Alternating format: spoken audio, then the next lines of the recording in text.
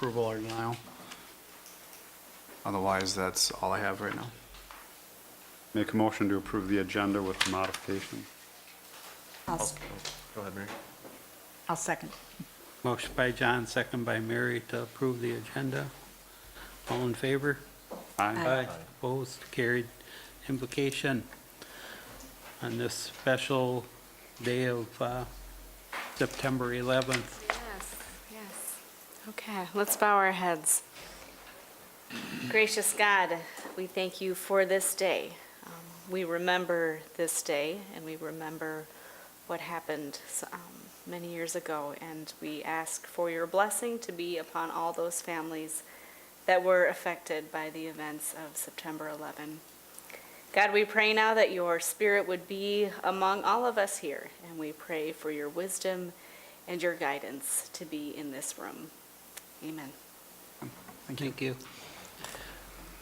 Pledge of Allegiance.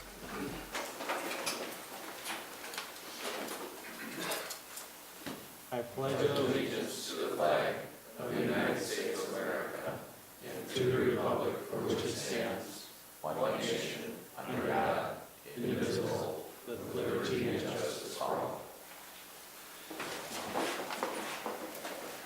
Recognition of gifts, donations, and community service to the city. Does anybody have anything tonight?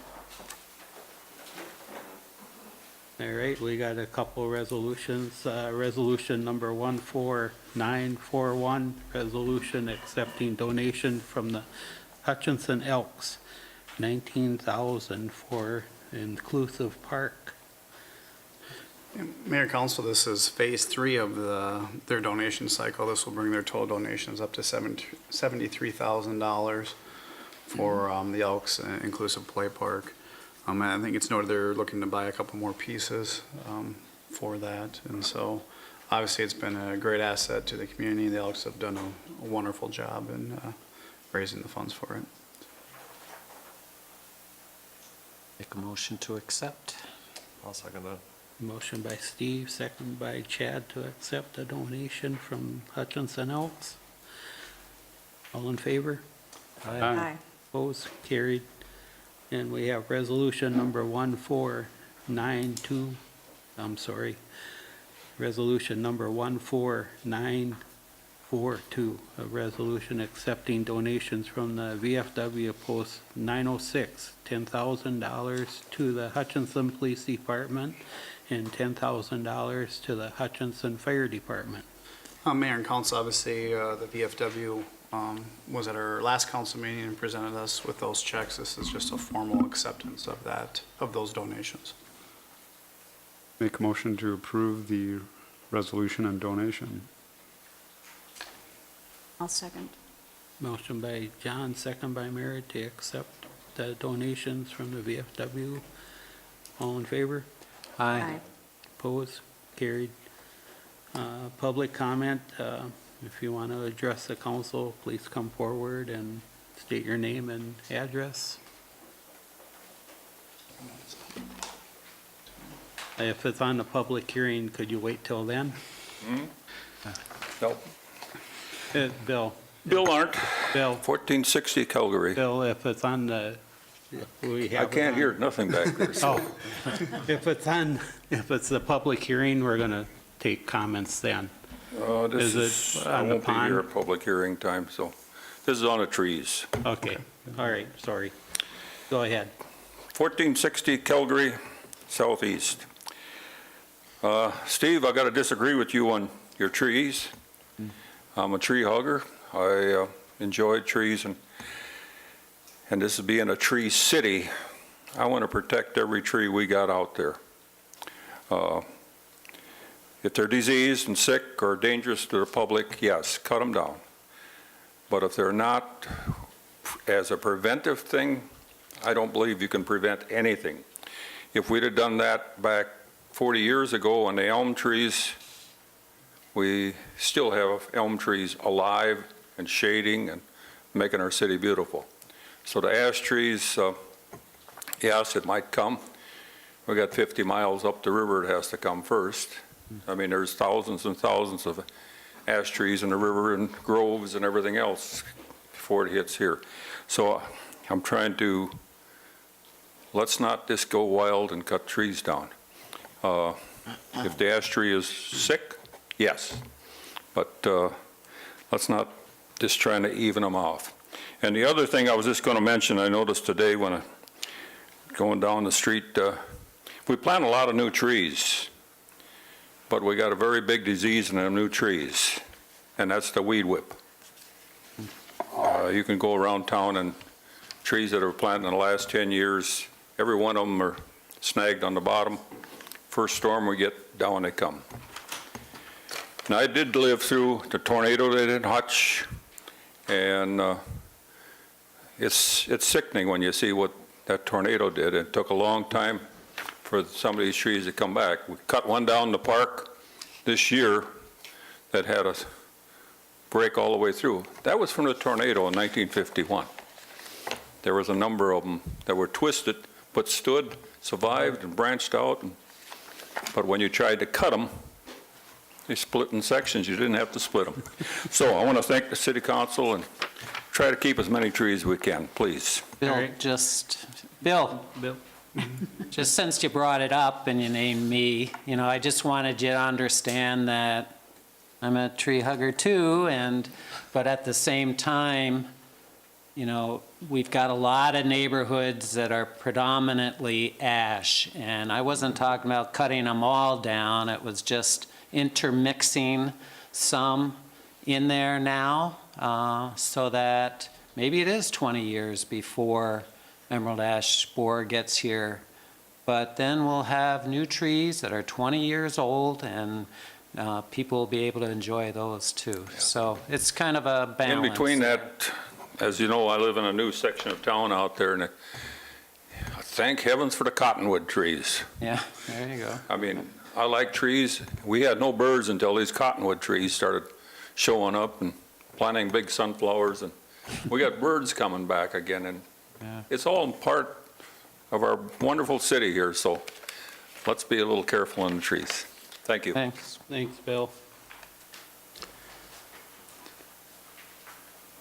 Approval of minutes, we have special workshop meeting minutes of August 16th, 2018, canvassing board of August 17th, 2018, special workshop meeting of August 28th, 2018, and regular meeting minutes of August 28th, 2018.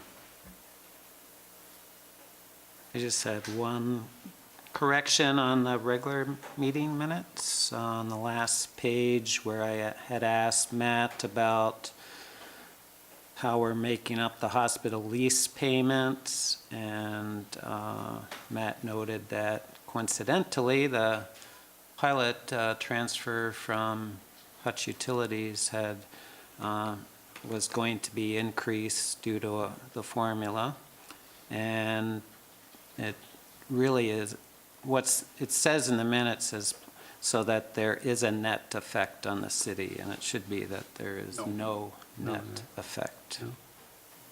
And we can make that change. So, So with that, I would move to approve the meetings minutes. I would second it.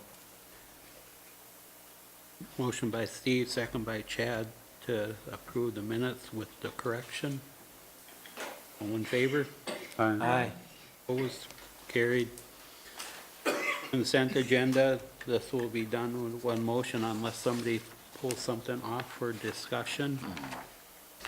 A, resolution number 14935, resolution establishing location for traffic control device, no parking on both sides of Denver Avenue Southeast between Bradford Street Southeast and Sherwood Street Southeast. B is resolution number 14939, resolution establishing location for traffic control device, four-way stop at the intersection of Northwood Avenue Northeast and Elm Street Northeast. C is for resolution number 14943, resolution opposing the sale of strong beer, spirits, and wine in groceries and convenience stores. D is issuing short-term gambling license to the Hutchinson Center for the Arts, September 12th through December 31st, 2018. And E is claims of appropriation and contract payments, Register A. Is there anything anybody wants pulled off for discussion? We need A and B with the corrected resolutions. I had a question on A anyway.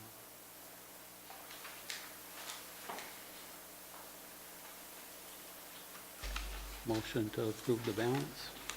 I'll make that a motion. I'll second that. Motion by Chad, second by John to approve the balance. All in favor? Aye. Opposed? Carried.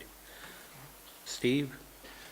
Well, just on both A, well, I'll just do A first, but it's a revised. Yeah, there was a revised resolution. There was just a typo regarding the section of the code that references the council's authority to do that, and I believe it's section 70.05, subdivision A. So I guess my further question is, you know, the proposal to sign that for no parking on both sides of the street from Bradford to Sherwood, and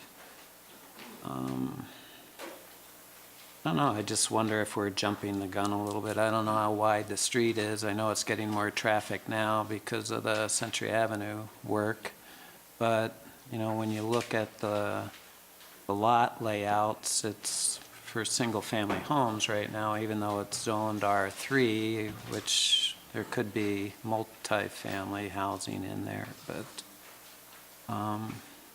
again, I don't know, how wide is the street and versus other streets? It's surmountable curb, so it's, it's not a high back curb. So Yeah. back of curb to back of curb is 30 feet. So give or take, there's about 27 feet of blacktop and about 1.5 feet of concrete on each side of the roadway. And what are, Which is less than our standards slightly. Typically, even on residential streets that are non-state aid, non-collector, we like to have a 30 feet face-to-face. So you could argue this is less than that S-curve, that rise acts as the face of curb. So this theoretically would be, 29, 28 and a half face-to-face of actual usable width for. is that different than the other streets in that neighborhood? No, it isn't, but those streets aren't acting as a collector street at this point in time. And John and Chief Hatton and I discussed this, and, I don't know if the chief would like to speak to it, but, he's had specific concerns about how that street is functioning, and we've had speed, concerns brought our way since we made the connection, a year basically or so ago. And this can always be revisited in the future, depending on the development. Nothing says it has to remain no parking on both sides of the roadway, and we can revisit it when So development comes. there's no homes on that street There's right no now. homes on that so- stretch, So nobody's gonna exactly. be parking, and Yep. that's why it just seems Yep. like we're jumping the gun a little. It's- Yeah, I can go either way, honestly. I know the chief had some pretty, adamant feelings with respect to no parking on both sides of the roadway. So you wanna speak to that?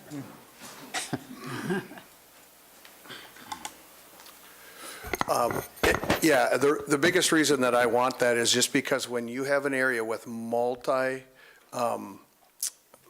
housing, apartment complexes, and you have streets like that, you have always, and if you go throughout our community, you have significant issues. Even though the apartment complexes provide parking, the residents use the street. The classic example of that is Echo Drive.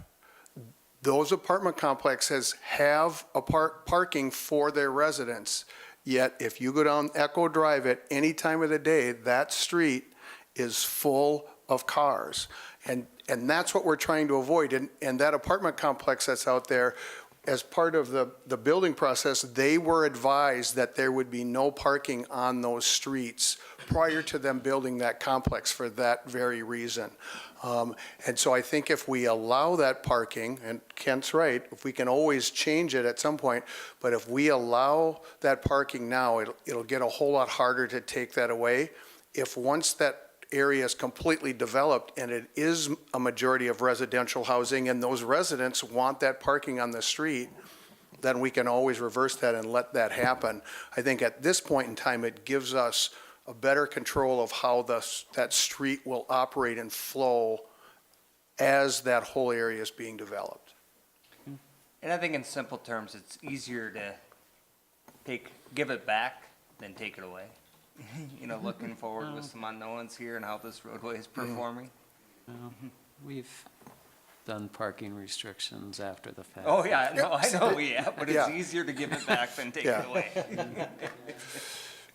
All right, I appreciate that, and I'll make a motion to approve with the corrected resolution that we have here. I'll second that. Motion by Steve, second by Mary to approve the resolution. All in favor? Aye. Opposed? Carried. You had B too? Or- Yeah, B was similar, the language should read section 7.05 subdivision A. I'll make a motion to approve. Second. Motion by Chad, second by John to approve. All in favor? Aye. Opposed? Carried. Claims and appropriation contract payments, Register B. There is a check to my son's business, so I'll be abstaining. I'll make a motion to approve. Second. Motion by Chad, second by John, with me abstaining. All in favor? Aye. Opposed? Carried. Mayor and Council, we have some time. One thing I'd ask you to consider potentially taking up right now is item 12 under the unfinished business, because one of our public hearings actually has to do directly with this ordinance. So I think it'd be more appropriate to deal with that first. So, All right. Ordinance number 18-789, ordinance amending sections 112.001 of the Hutchinson City Code pertaining to liquor regulations, definitions, second reading, and adoption. Thank you, Mayor and council members. As you noted, this is the second reading of this ordinance, which would reduce the required seating capacity, or I should say minimum seating limit for hotels in the city, which mirrors a previous change we had made with regard to restaurants a couple of years ago, reducing that seating requirement from 85 to 30.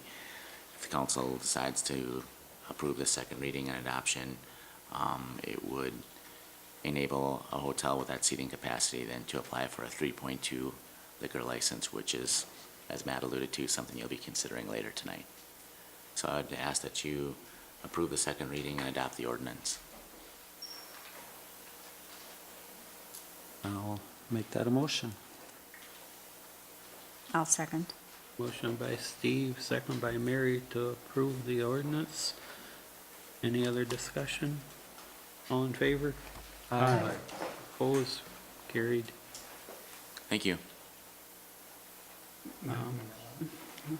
can you do that? Try. Okay. Review of Truck Highway 15 Main Street Reconstruction Project and Streetscaping Preliminary Design. Apologize, I thought we'd get to do the other one first.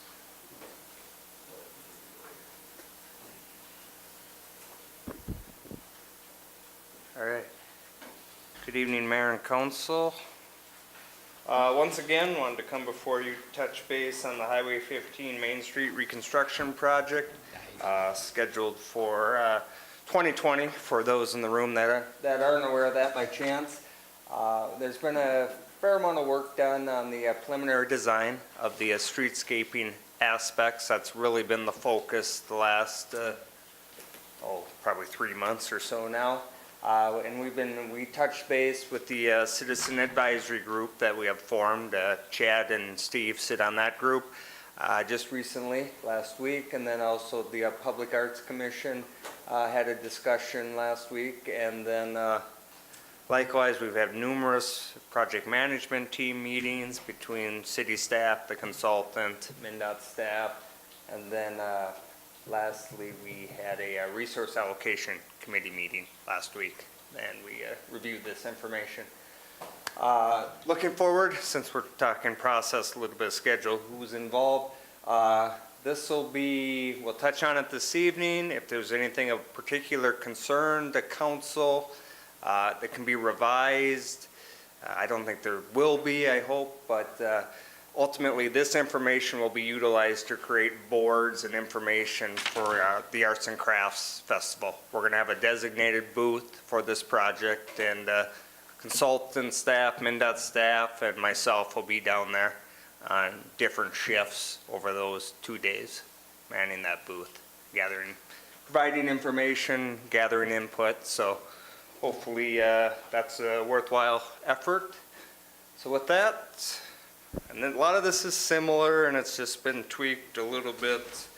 But, we're going back to what are the themes, the precedent cues that are out there, touching on the walls, the arches, the brick, things of that nature. Obviously, the rock spillway. Arch windows, you said. Arch windows, yep, of the generator plant and the library for that matter. And then some of the existing streetscaping amenities, features, furniture out there, light poles, colored concrete, planters. We get on the right there, we get into our wayfinding signage effort and how that's going to ultimately be incorporated in this project. So that's something we're just starting to get into. And then on the lower right, again, the brick, similar to the band shell in the library, and then the concrete arches, that's similar to Main Street Bridge railing and in the retaining walls up on Highway 7. Likewise, our existing benches and trash receptacles on the top, we start taking a look at the concept of art wrapping the traffic control signal boxes, bollards, in certain areas, maybe more so for parking lot delineation and addressing those needs. And then we touch on our overhead lights and how those can be configured or will be refurbished going forward. Planters, this has really been the focus, and you guys are well aware of this. We've talked about this a couple times here at council and quite a bit at the citizens group. And this conversation starting to evolve and get more specific. Now is really the opportunity to do something different aesthetically with the planters. We're not doing permanent planters. We're not doing tree plantings. Really, what you do with these planters really gets to be your aesthetic, I guess, benefit or your aesthetic focus at the end of the day, or improvement, because we're really not going to be doing a whole lot different than what's out there today. So we really wanted to explore what could we do with the planters, and if we don't do anything different in the end or dramatically different, that's okay also. I'm not selling short what we have out there today, but we really made that a focus at this point to vet what we can do on the planter front. And we talked quite a bit about the metal planters, and we'll talk a bit later about rectangular planters versus square planters and where those could be conceivably installed, but possibly doing an arch theme, not this particular, more, I guess, triangular theme on those in metal, but in a black metal, have it arches, with a cream colored background that matches the painting of the bridge and the retaining walls up on Highway 7. So we're going to start to explore that a little more, the consultant is, and look for fabricators, vendors, try to develop cost points. It's also the same color as the band shell bricks? Yep, exactly. Essentially. Similar color. So can't the planters will be movable, correct? Yes, they are going to be portable regardless. Yeah. We want to be able to move planters so we can more efficiently do our snow removal operations. And also longevity of the planters themselves, get them stored away for the winter months. Yeah, here's a scenario, you know, on the far right there, it's showing the benches like we installed today, but potentially a more rectangular planter, 16, 18 inches in width, being situated along a building front. And then this is the corner of Library Square at First Avenue South. Really just showing the colored concrete and how we'd wrap that around, continuing to make that a focus. We've made the decision, like we've talked before, it won't be stamped, so now we're starting to look at how that can be scored different, jointed, tool jointed, etc. And that's it on that one. And I should have mentioned there's a handout of this information in front of you. The next pages, they're all attached together there. These diagrams start to get into the configuration, how all these different streetscaping amenities fit together. And yeah, I think this shows up. So yeah, basically, and I know it's hard to see, but you can kind of get the theme pretty quickly. You have a light pole, both sides, basically in soldier positions, you know, mirroring each other side to side. And then we have a planter next to each light pole. Some of them will have there's a trash receptacle here on towards the corner, similar to what we have today. And then we have a single round / square planter yet to be determined. And then we have two planters at the center tall light. Single one next to that light. And I guess these are showing two lights because those are the short poles with the two light fixtures atop them. Then you get to the corner, and again, we have a light with one planter. And then what we're showing here in green are this should really be rectangular planters like I showed earlier up against the building face. And then we showed the existing bench locations that are out there today. And so those are situated. And then colored walk, obviously, we're going to be using the existing hazelnut reddish brown color, not this orange, I guess, that's on the diagram by any means, so that's just a graphic issue. So you just move down the corridor and it's really just showing that theme carrying on through. The one thing to note in particular, like intersections of Washington, and then once we get down to 2nd Avenue South, we wanted to avoid the planter installations within the mid-rads of these new bump outs, basically between the two perpendicular ped crossings. And that's because we're pulling pedestrians farther out, in essence, into the roadway to shorten the crossings. And we want to keep those planters out of this area, not to inhibit any sight lines from any direction of vehicular traffic. So that's what we're going to go with to start. That might change because some corners are different in the different sight lines and what needs to be achieved. And you know, the other thing is some of these intersections, especially the signalized ones, by the time you get the signal poles in, the pedestrian push button pedestals, so you can't put the button on the pole anymore. It has to have its own standalone pedestal. So that's another piece of, you know, furniture that needs to be installed out there. And then you get into some signage and the ped ramps and meeting ADA standards for walkways. These corners get pretty tight in a hurry, so trying to squeeze planters into them gets to be a bit problematic. So Kent, on the rectangular planters, do the business owners have the ability to say, no, I don't want one in front of my building? We talked about that a bit at the citizens group, and that's something I think we have to flesh out a little bit more and maybe quiz. We want to arrive at some consistency along the corridor and not just let it be driven by business owners wanting one or not having one necessarily. So I think we look at where could they go, should they go? Because you have different window heights on the business fronts also. So that's going to probably make these start to deviate a little bit where they ideally could go. But I think we figure out where they ideally should go, and then we contact those businesses, see if anybody's adamantly opposed to them, and maybe it's just an issue. You know, we're talking about relatively narrow storefronts, so it should be able to be slid one way or the other and not skewed too much.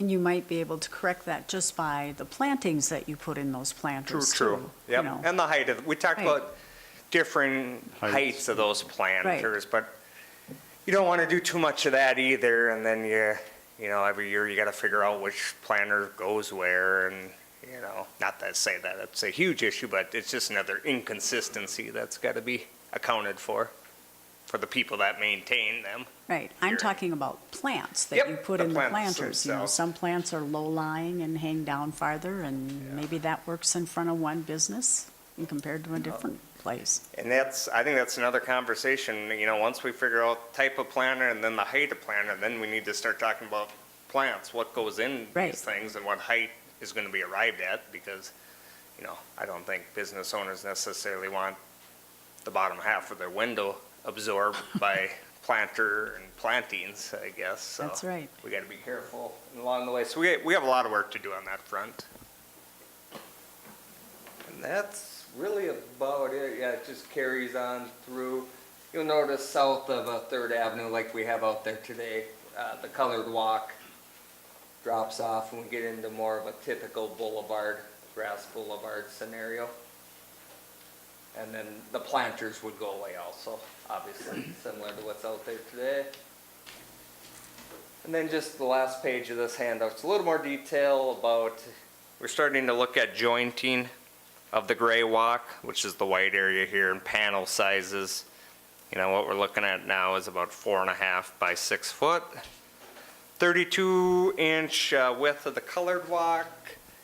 That's what's out there today. That might change, and we're just starting to talk to MnDOT. They're having a bit of a design issue grade-wise, making transitions from the curb line within the roadway up to the building front. And one option to address that, and I think in a somewhat aesthetically pleasing manner, would be to widen this 32 inches to 48 inches. Otherwise, this 32 inches is going to get pretty steep. It's going to have quite a bit of slope on it. So if we widen that out, they can lessen the slope on that. You know, people need to transverse that area to get from their vehicles parking on the roadway up onto the gray walk. So we want to not have a severe slope on that. So and aesthetically, we're gaining 2.5 feet of sidewalk in total with the roadway being narrowed slightly. So in essence, the additional 2.5 feet, you'd just be splitting between gray walk and colored walk in the end. So the gray walk would still get a foot, give or take, wider, and the colored walk would get a foot, give or take, wider. Some of that goes back to the ADA requirement. Yes. As far as the access into the buildings and trying to match that up to the sidewalk. That's what's creating the grade issue, because you really, you know, you're dealing with concrete where you need to have specific pours and jointing, and you got to make your pours work with your grades and your slope requirements for ADA. And that's really the benefit ultimately, is widening that to 4 feet, 48 inches, to soften the slope on that to get up to where the gray walk needs to be to start to tie into the building thresholds. Yeah, the other thing, the colored walk, we're really looking at, we're going away from the stamping now. How can we tool that, score that? You know, how can that be made to look unique? And, you know, we're really putting that in the hands of the landscape architects at this point to explore. You know we don't want stamping that catches the lip of a snow shovel, and, you know, we got to seal, you know, clean and seal, and it gets a little slippery. But we want to look at something so it's just not colored broom finished concrete swaths out there. You've seen those in other communities, I'm sure, and it's just, I see them and I kind of wonder, why do you even waste the money on coloring the concrete, honestly, if you're not going to make it a little more unique and aesthetically pleasing. And that's it on that one. And then the last one is what the Public Arts Commission reviewed last week. MnDOT, their consultant, MnDOT's landscape architect people, consultants, landscape architect people, developed basically a simple drawing noting potential public art locations. And this ties into sight lines. You know, just do you have a mass of an area that isn't going to be absorbed by other things like signal poles and pedestrian push buttons, and, you know, taking all that into consideration and starting at First Avenue North, developed a simple graphic. Blue are the locations within state right-of-way. Green are the ones just outside the state right-of-way, on city side streets, obviously. This one in particular, you're probably well aware. This is by Shopko. This has the existing sculpture stroll exclamation point on it right now. So, but there are two locations due to this being an unsignalized intersection at First Avenue. Well, excuse me, that's signalized. Gotta keep my intersections straight. It is signalized, but there's enough area there that with the bump outs that are being incorporated that, you know, it's conceivable you could do an installation here on the northeasterly and southwesterly quadrants of that intersection. And you move to the south, you get down to Washington Avenue. Yeah, Washington's tough, and it gets to be skewed in the turn lanes and the signals, and, you know, you got some tight building fronts, you know, on a lot of the corners, basically 3 out of the 4 corners except for Library Square. And you're outside of the right-of-way. First Avenue South, you're looking at potential art locations just outside of the right-of-way. This one, due to the one-way off nature of the roadway, allows for, you know, some pretty consistent geometry on each side of the intersection, each corner of the intersection, and then within the right-of-way you have the 2 blue locations, similar to basically mirroring within the right-of-way at First Avenue North. Second Avenue South gets a little more problematic due to the signals, and there's actually, we decided to accommodate emergency vehicle traffic primarily in turning movements, not to incorporate bump outs at that intersection quite a while back. So really, you're by the post office on the east side and by Sonora's on the west side. Third Avenue South, maybe a little spot there in the landscaping by the post office. Yeah, and then really you're outside of downtown. We're really considered Third Avenue South, the gateway, the south gateway end of downtown. And That then- was reviewed by Public Arts Commission. Steve was there. Good feedback, good discussion. I think we have a little bit of work to do on that front to further understand between the city and MnDOT what is really feasible within the right-of-way. Okay, anything to add, Steve? Yeah, just that you had mentioned at the meeting that with that wider colored sidewalk portion, there might be opportunities there too that could explore. Yes. Yep, and that really was news last week, exactly. That was news. The 32-inch colored walk going to 48 inches. There might be, like Steve mentioned, a chance to do something in a more linear nature along the roadway within that colored walk. Then when we go down between 4th and 5th, because the rebuild goes all the way to 5th Avenue, correct? So is there any way, are they going to maintain the sidewalk that would not probably meet ADA requirements on the west side of Main Street? Or the street's going to get narrowed there and you'll just have a larger planting bed on the west side of Main Street? The sidewalk we built about 8 years ago? Yeah, the one, yeah, Okay. with the daylilies planted. It shouldn't meet, we designed it, slope-wise, it meets ADA requirements. Did- I don't know. I thought the south end of it was pretty steep. I didn't think there was It's any.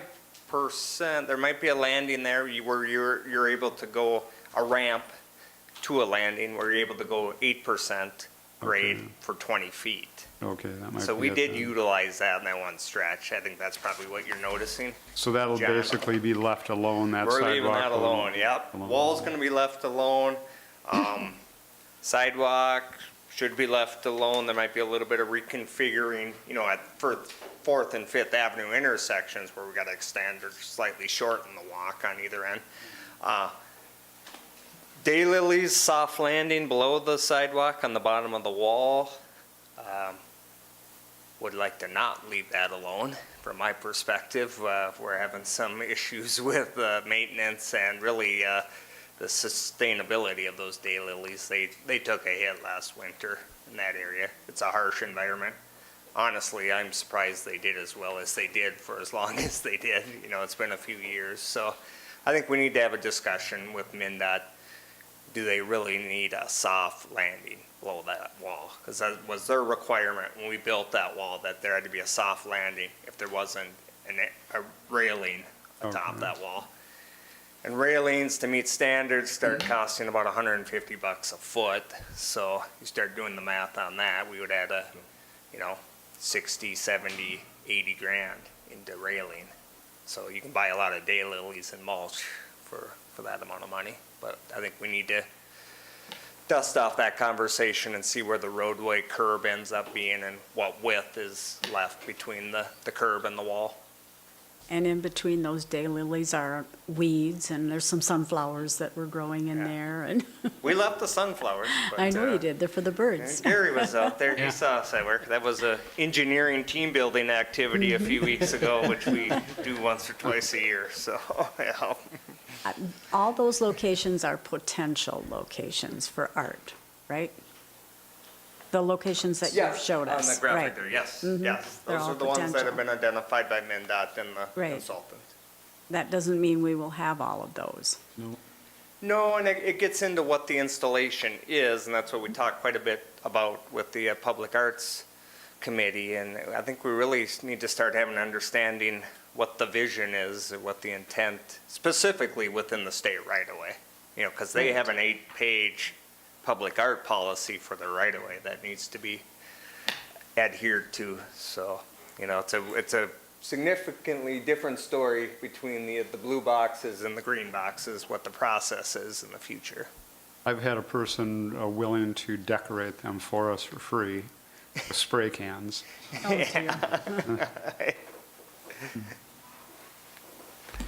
Anything else, Ken? No, unless council has some input, like I said, won't be all this information on boards at Arts and Crafts, but this will be the information utilized to derive what's displayed going forward, not only at Arts and Crafts, but other public meetings, other engagement opportunities. The consultant, per their contract's going to be going out again, making another round to the civic groups around the community this fall, sharing this streetscaping information. And we're really looking forward to hopefully, we're into September. The 60% plan submittal for the overall project is coming later this month of September. And then the real work starts between then and next March, the 90% plan submittal, which is basically your plans are almost in essence finalized come March. And yeah, so looking forward in the next 4 months, give or take. Yeah, there's a fair amount of work to do. That's it. Great. Thanks, Ken. No problem. Which one do you want Do the liquor one first. to do? We have a public hearing issuing on sale 3-2 malt liquor license to Hutchinson LLC.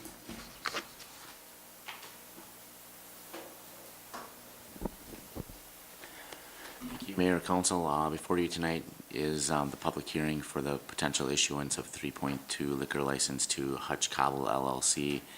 That's the ownership name of the new hotel here in town. With your approval of the ordinance earlier this meeting, they would be eligible for such a license because it appears that they meet that seating capacity and have the other requirements necessary. They meet the other requirements necessary for the issuance of that license. But as with any liquor license that we issue or modify in town, we require a public hearing, and so that's the purpose the hearing tonight so that anybody in the audience can come forward and speak about whether the city council should issue the license or not, for or against. I don't know if there's anyone in the audience that represents the applicant or not, but certainly they're welcome to speak on it as well. Open it up for public comment.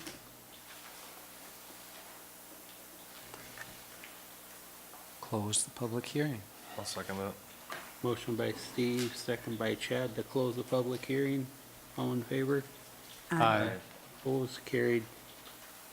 Thanks. And then be looking for action too. To issue the license Issue the to license. Hutch Cable LLC. Make a motion to approve the license request. I'll second that as well. Motion by Steve, second by Chad to approve the license. Any other discussion? All in favor? Aye. Opposed, carried. Thank you. Yes. South Central drainage area improvements, Phase 1, project letting number 5, project number 18-5.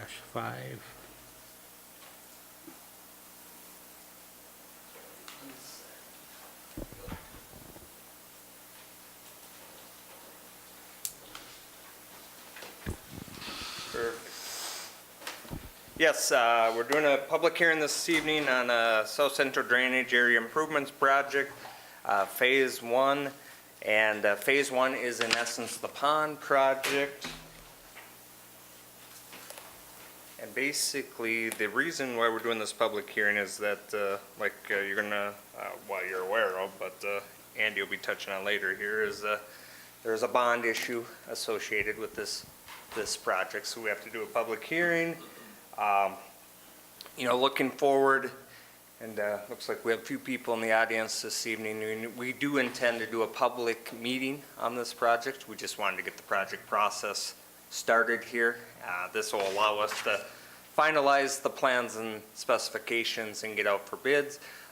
We're actually doing that as we speak. We've had a very busy year on the engineering staff front, and we'll be hopefully getting those plans done here the next week or so, and then we'll get those in front of neighboring property owners or just general public in general. And with that, what I handed out this evening was what was provided to council last fall, August 8th, 2017. Here is the board action form for that meeting. This was basically the meeting that we reviewed the study, and then we also talked about how the ball fields, the loss of the ball fields would be mitigated at that point. And then council ultimately then approved dedicating $250,000 of stormwater utility funds to, in essence, the Parks Department, for them to then move forward with doing other improvements to other ball fields, reconfigurations and such. They wanted to get started on that work last fall and then roll right into that early this spring. Obviously, when you're doing stuff of that nature, you have turf establishment involved, so you're disturbing areas. You want to be opportunistic about when those disturbances come and when you get the seed in the ground. And, quite frankly, they wanted to do some of that work last fall so they can get some seed in the ground before winter arrived. So that's what was approved last August. We talked a lot about this study completed by our technical consultant, SEH, on this front. And that study was completed on October 3rd, 2016. Prior to this final design study effort, we should call it preliminary design. They basically did the design work and then the final hydrocad analysis, the final hydraulic analysis based on the actual proposed design. There were 2 hydraulic analyses done, the first one starting in 2012. The second one, I think we initiated then based on what we learned from the first one in 2013. Lots of effort trying to figure out what's the best solution in this area. That first study, hydraulic stormwater study, looked at options, not only the pond option, and then doing these localized systems, but also building a pipe to the north, trying to send this water out towards, basically towards the river and get up into the Second Avenue and Dale Street intersection and discharge it in that area. We talked about going south, you know, is the lay of the land conducive to taking the water south and then ultimately to McEwen Creek. You know, we had some issues with the lay of the land. I think we would have some concerns from other jurisdictions with us discharging any more water to McEwen Creek. So we have our own unique dynamics going on that John and I have been dealing with on that front over the last few years between us and the county and other property owners outside of the city. And then we looked at, you know, can you do nothing? Yes, you can. You know, we know there's risks associated with that. We know our rainfall events and the nature of those is changing. I don't think anybody can dispute that. It's becoming pretty evident and downright scary. And then also over recent years to reflect what the rainfall events are doing, the model storm, the 100-year storm, and I know now they call it a 1% storm, so it's all in the math. But the 1%, 100 years, I like the 100-year storm, but went from basically for this area, this area of the state from just over 6 inches over a 24-hour period to now just short 7.49 inches to be exact over a 24-hour period. So that increased basically 25%.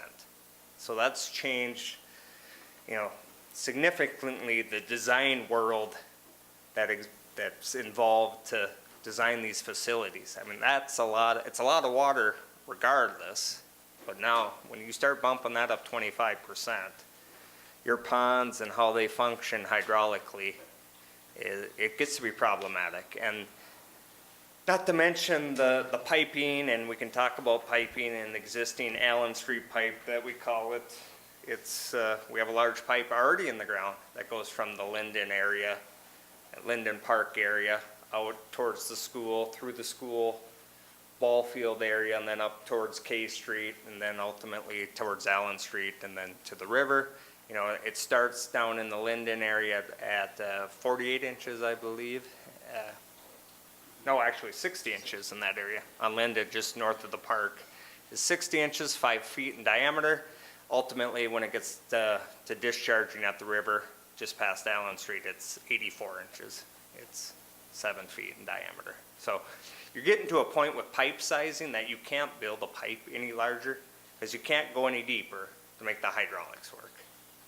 And then you can't go any larger because you're running out of cover over the top of it from a street cover standpoint. And then just the simple fact, if you were to increase the size of that pipe simply, you wouldn't arrive at any treatment benefits. You know, we have MS4 requirements now, and there's certain expectations. You just can't build neighborhoods like this and not put any ponds in anymore, especially when you're in one of the lowest spots in town. You know, that's what makes this area problematic to begin with.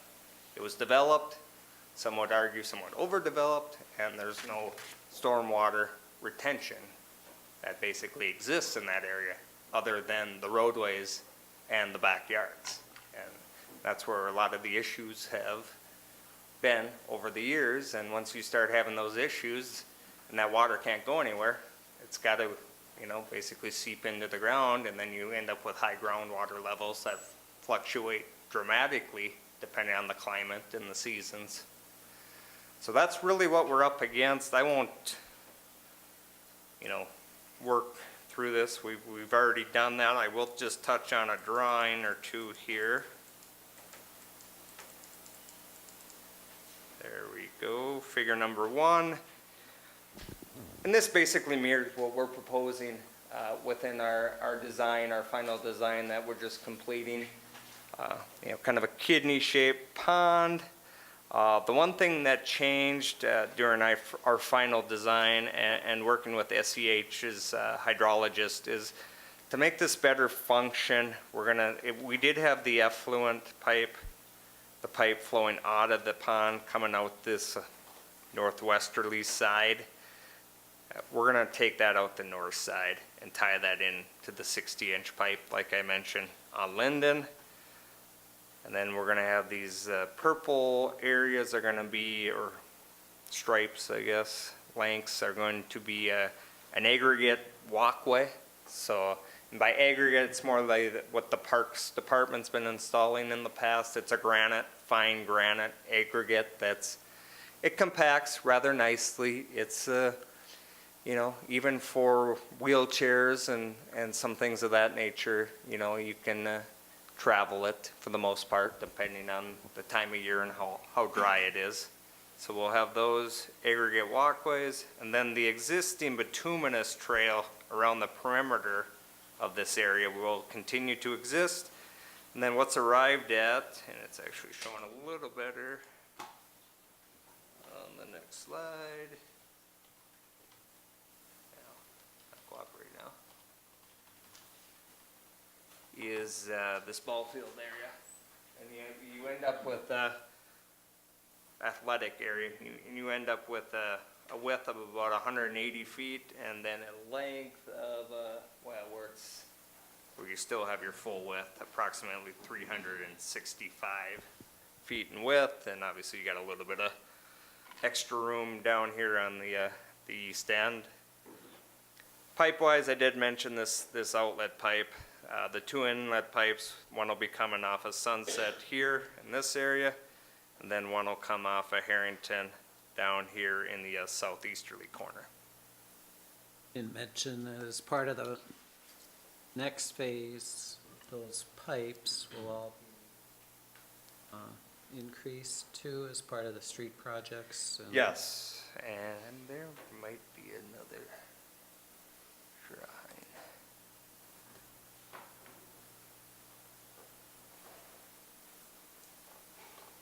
Yeah, I don't know if we got into the specific design. I don't think it's on there, just that it was mentioned. Excuse me. There we go. I knew it was in here. Yeah, so like you say, Steve, all the green line work is the preliminary design of the localized storm sewer systems that'll feed directly to the pond in the end. So we're stretching down here, we're getting down to our South Grade Road intersections that have been problematic over the years. And then we, along the west side, we get into Neal Avenue, obviously up and down Sunset, pick up some Elora here. And we get, yeah, this one basically ties into the system on Linden. And then on the west side, we're going down Clinton, and then we're getting over here to Merrill, and then that takes us down to the Merrill and South Grade intersection. And those two storm sewer systems, we're proposing the east side would be addressed in 2019, next year. You know, the storm sewer work would be done in conjunction with the roadway work, and basically storm sewer work would be incorporated into our pavement management program. So we'd address these streets as part of our pavement management program and also do the storm sewer improvements. And then hopefully, come 2020, we jump over here to the west side. Can you back up a couple slides and talk about the slope of the pond? Like, Yes. yeah, right there. Yeah, that's probably the best one. Yeah, a lot of contours here, that's all these lines. But you start getting down here, what's shown in blue, and you start to notice that basically this width between the 1051 contour and the 1050 contour is a little wider. That's the bench built around the normal water level. Every pond, and this goes back to standards created 20 some odd years ago, is to have a bench, basically a 10-foot bench below the normal water level at a 10-to-1 slope. So that first 10 feet from the water's edge, and water's edge can vary on occasion if ponds are dry and the likes, but at normal water level, you'll be able to walk 10 feet into the water, and the water will only be 1 foot up your calf. And then at that point, ponds go to a 3-to-1 slope, a 4-to-1 slope, 3-to-1 at the most, which is basically, you're rising 1 foot over 3 feet. So another way to look at it is 33% slope. And that's a maintainable slope, with a riding lawnmower with any stability, I guess. And so, even if you're beyond that and get into that 3-to-1, it's not like it's fallen off like a cliff. It's, it's going to be different than the first 10 feet, but there's a bench built in here with the safety factor there, and then likewise, you look up here, we're at 5-to-1 and even 6-to-1 slopes. And that was based on city staff's input. We didn't want to just default to a 3-to-1 slope and shrink this thing into the smallest footprint we could possibly do. We could have increased these slopes to 3-to-1. The difference between a 3-to-1 and a 6-to-1 is, you need half the amount of length to achieve the same depth. And aesthetically, everything's just steeper and harder to maintain and to vegetate. So we did broaden out these slopes fairly dramatically just to improve the aesthetics of the area. And that'll help us better establish, the grasses and the plantings that are involved in this project on those slopes.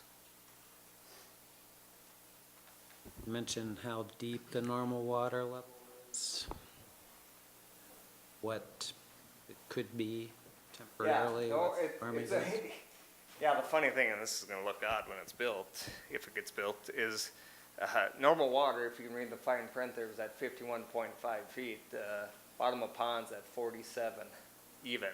It's only 4.5 feet of storage, of dead storage, they call it.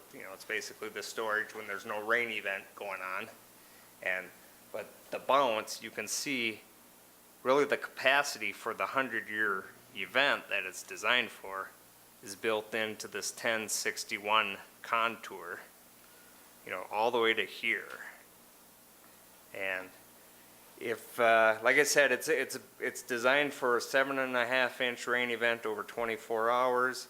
If it were to be inundated, basically what would happen is it would discharge out of the southwesterly and southeasterly corners.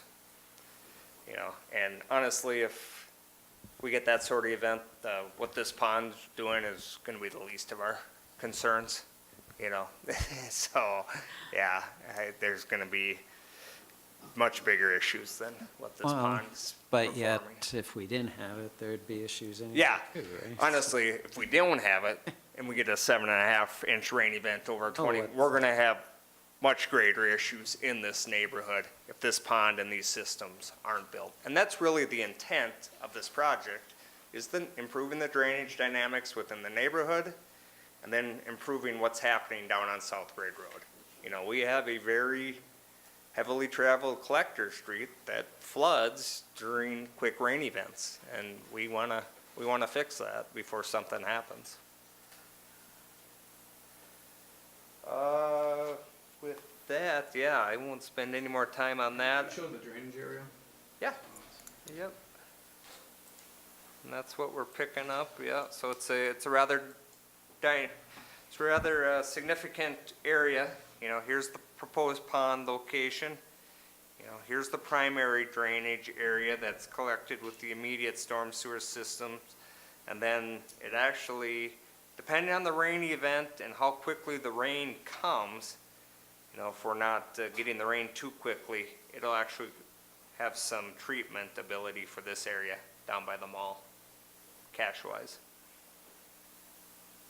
So definitely a benefit from an overall stormwater treatment standpoint. And we have a significant sedimentation issue at the end of this Allen Street pipe, going into the river. So it's. And in the report, it mentions where that sedimentation volume would be reduced about half, Yes. with that. So. Yep. You're exactly right, Steve. I believe what I recollect that was the assumption, yep. Yeah, One other thing you didn't mention with the pond in that area itself, you know, that's highlighted with trees and yep, trying yep, to make it more of a park yes, no doubt, I'll facility jump back here. asset as well. So there's trees and natural plantings and Yeah, both these corners are gonna be well vegetated with trees and bush plantings, likewise down in this area. It's kind of peninsula, I guess, trying to delineate a little bit, you know, along this trail. So staff's work directly with the park department as we design things here, so we're tightening that up as we speak, and yeah, in the end, and you hit the nail on the head, Steve, we want this to, and that's why we're putting in these aggregate pathways too. We want this to be more of a park amenity, I guess more of a approachable pond than maybe some of our others, not to say that they're bad, the ones we built basically a decade ago up there by Maplewood and Northwoods Park, but you know, this one we really want to fit. That's why we soften these slopes. That's why we're making, you know, we really made this configuration, you know, that took a lot of thought to make this work hydraulically, you know, and then volume-wise, and then make the footprint work so it fits what we want to achieve from a park standpoint, or what we're still able to achieve in that area. Yeah. I think this is the best solution, you know, looking back, and like I said, this dates back a long time. I know John's been working on it and has been knowledgeable of it for 2 decades, but, you know, we did a survey, that's also included in this packet. I can touch on that very quickly. 117 property owners, it was sent out to, 70 responded. Drainage flooding problems that were noted, basically 22 never, but 27 and 20 said they had some degree of issues, so 47 of the 70. Then I think the other big one in my mind is sump pumps running.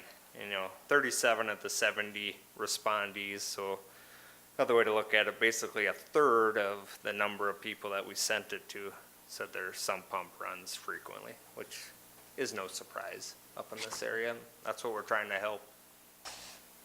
And then lastly, kind of on the property owner front, no special improvement assessments associated with this project.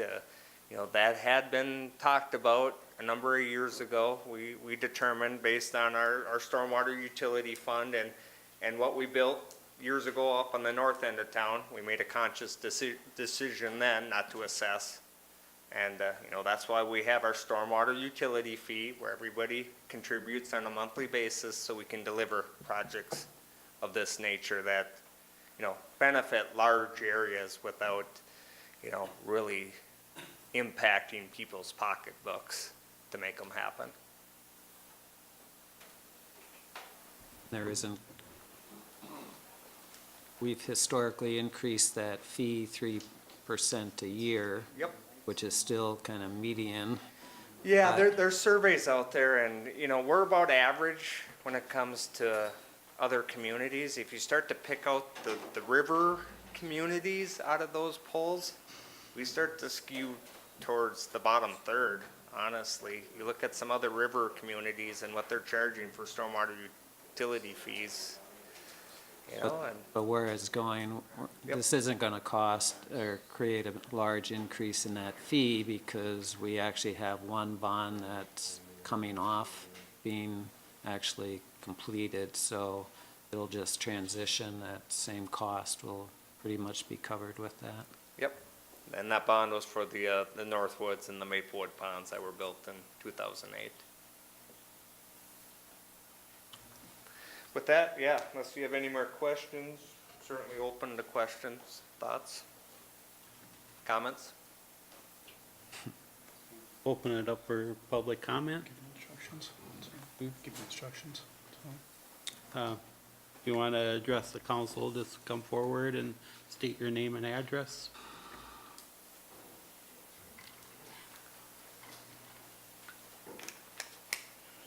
I'm Doug Brown at 954 Church Street. I guess I don't recall getting that survey. Did that survey go out to everybody in that affected area? You can bring it up here. That's who replied. What was your address, sir? 954. Church. Well, maybe my wife filled it out. We get something back from you. Yeah, because it looks like it's a yes on it. Okay. The other question I had is, okay, right in the corner of our yard or across our yard by our neighbors is a sanitary sewer where the water flows in. How is that going to be interconnected to the pond? And then where is the drainage from the pond going to, out of the pond? Where does that drain to? Yeah, the pond's gonna go, answer the second question. The pond is going to discharge to the north to Linden. There's Okay. a 60-inch pipe already in Linden that ultimately goes towards the school up by Allen Street and then kind of behind the townhomes there and Yeah. discharges into the river there. Has that reached its maximum for drainage when we've had hard rains? Yes, and that's really the root of the issue here, is the capacity of that pipe and how it's become limited. And it needs to clear, water is coming, like I showed on that map earlier, water's coming all the way down from the mall, actually down towards Applebee's and the college, enters this system and basically starts to inundate that pipe. So what happens is that pipe fills up, and then this local water that's being metered out with rain tiles and out of your backyards in this area and the roadways, it can't enter that pipe. And that gets backed up in the neighborhood because that large pipe's inundated by the flow that's already hit it upstream. Okay. Yeah. So we need capacity in the system, really local capacity to address the needs of this issue and also address the needs of the pipe to take the burden off of the pipe. So the slope of the pipe coming out of the pond to that 60 inches, it's going to be basically gravity fed? There's not a lift station or anything? It's going to be all gravity fed. All Yep, gravity fed? hydraulics. And how much water do you estimate to be on the holding pond when it's drained?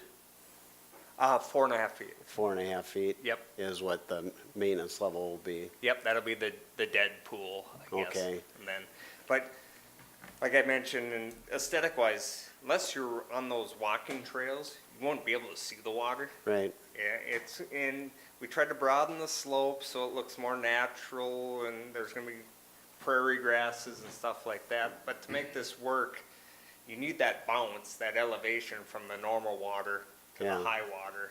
And you're going to maintain mosquito control? Yep, it'll be treated like any other pond. We'll do the pond treatments and then obviously the weekly sprayings will. Do you anticipate any problems with geese settling in there and? No, I think if you pay attention to geese, what geese like are mowed areas. Yeah, They get spooky when there's tall grass around, and this will be primarily tall grass. well, hopefully we can keep enough dogs going around the pond. So, that's all I had. Thank you. Yep, thank you. Anyone else?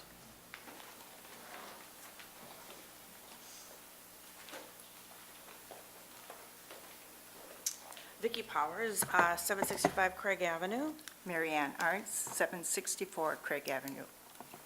We just found out about this on Friday, so we've tried to do as much work as we can on this. And what we started to do is, like, our main concern is the safety of the kids around this park, because there's lots of kids that are down there and stuff. And basically, the number one reason on a pond, the number one reason is drowning, and that's what our main concern is, the drowning of the children in the area. Because you can drown in just a little bit of water. Bathtub water. So we did a petition, and we ended up with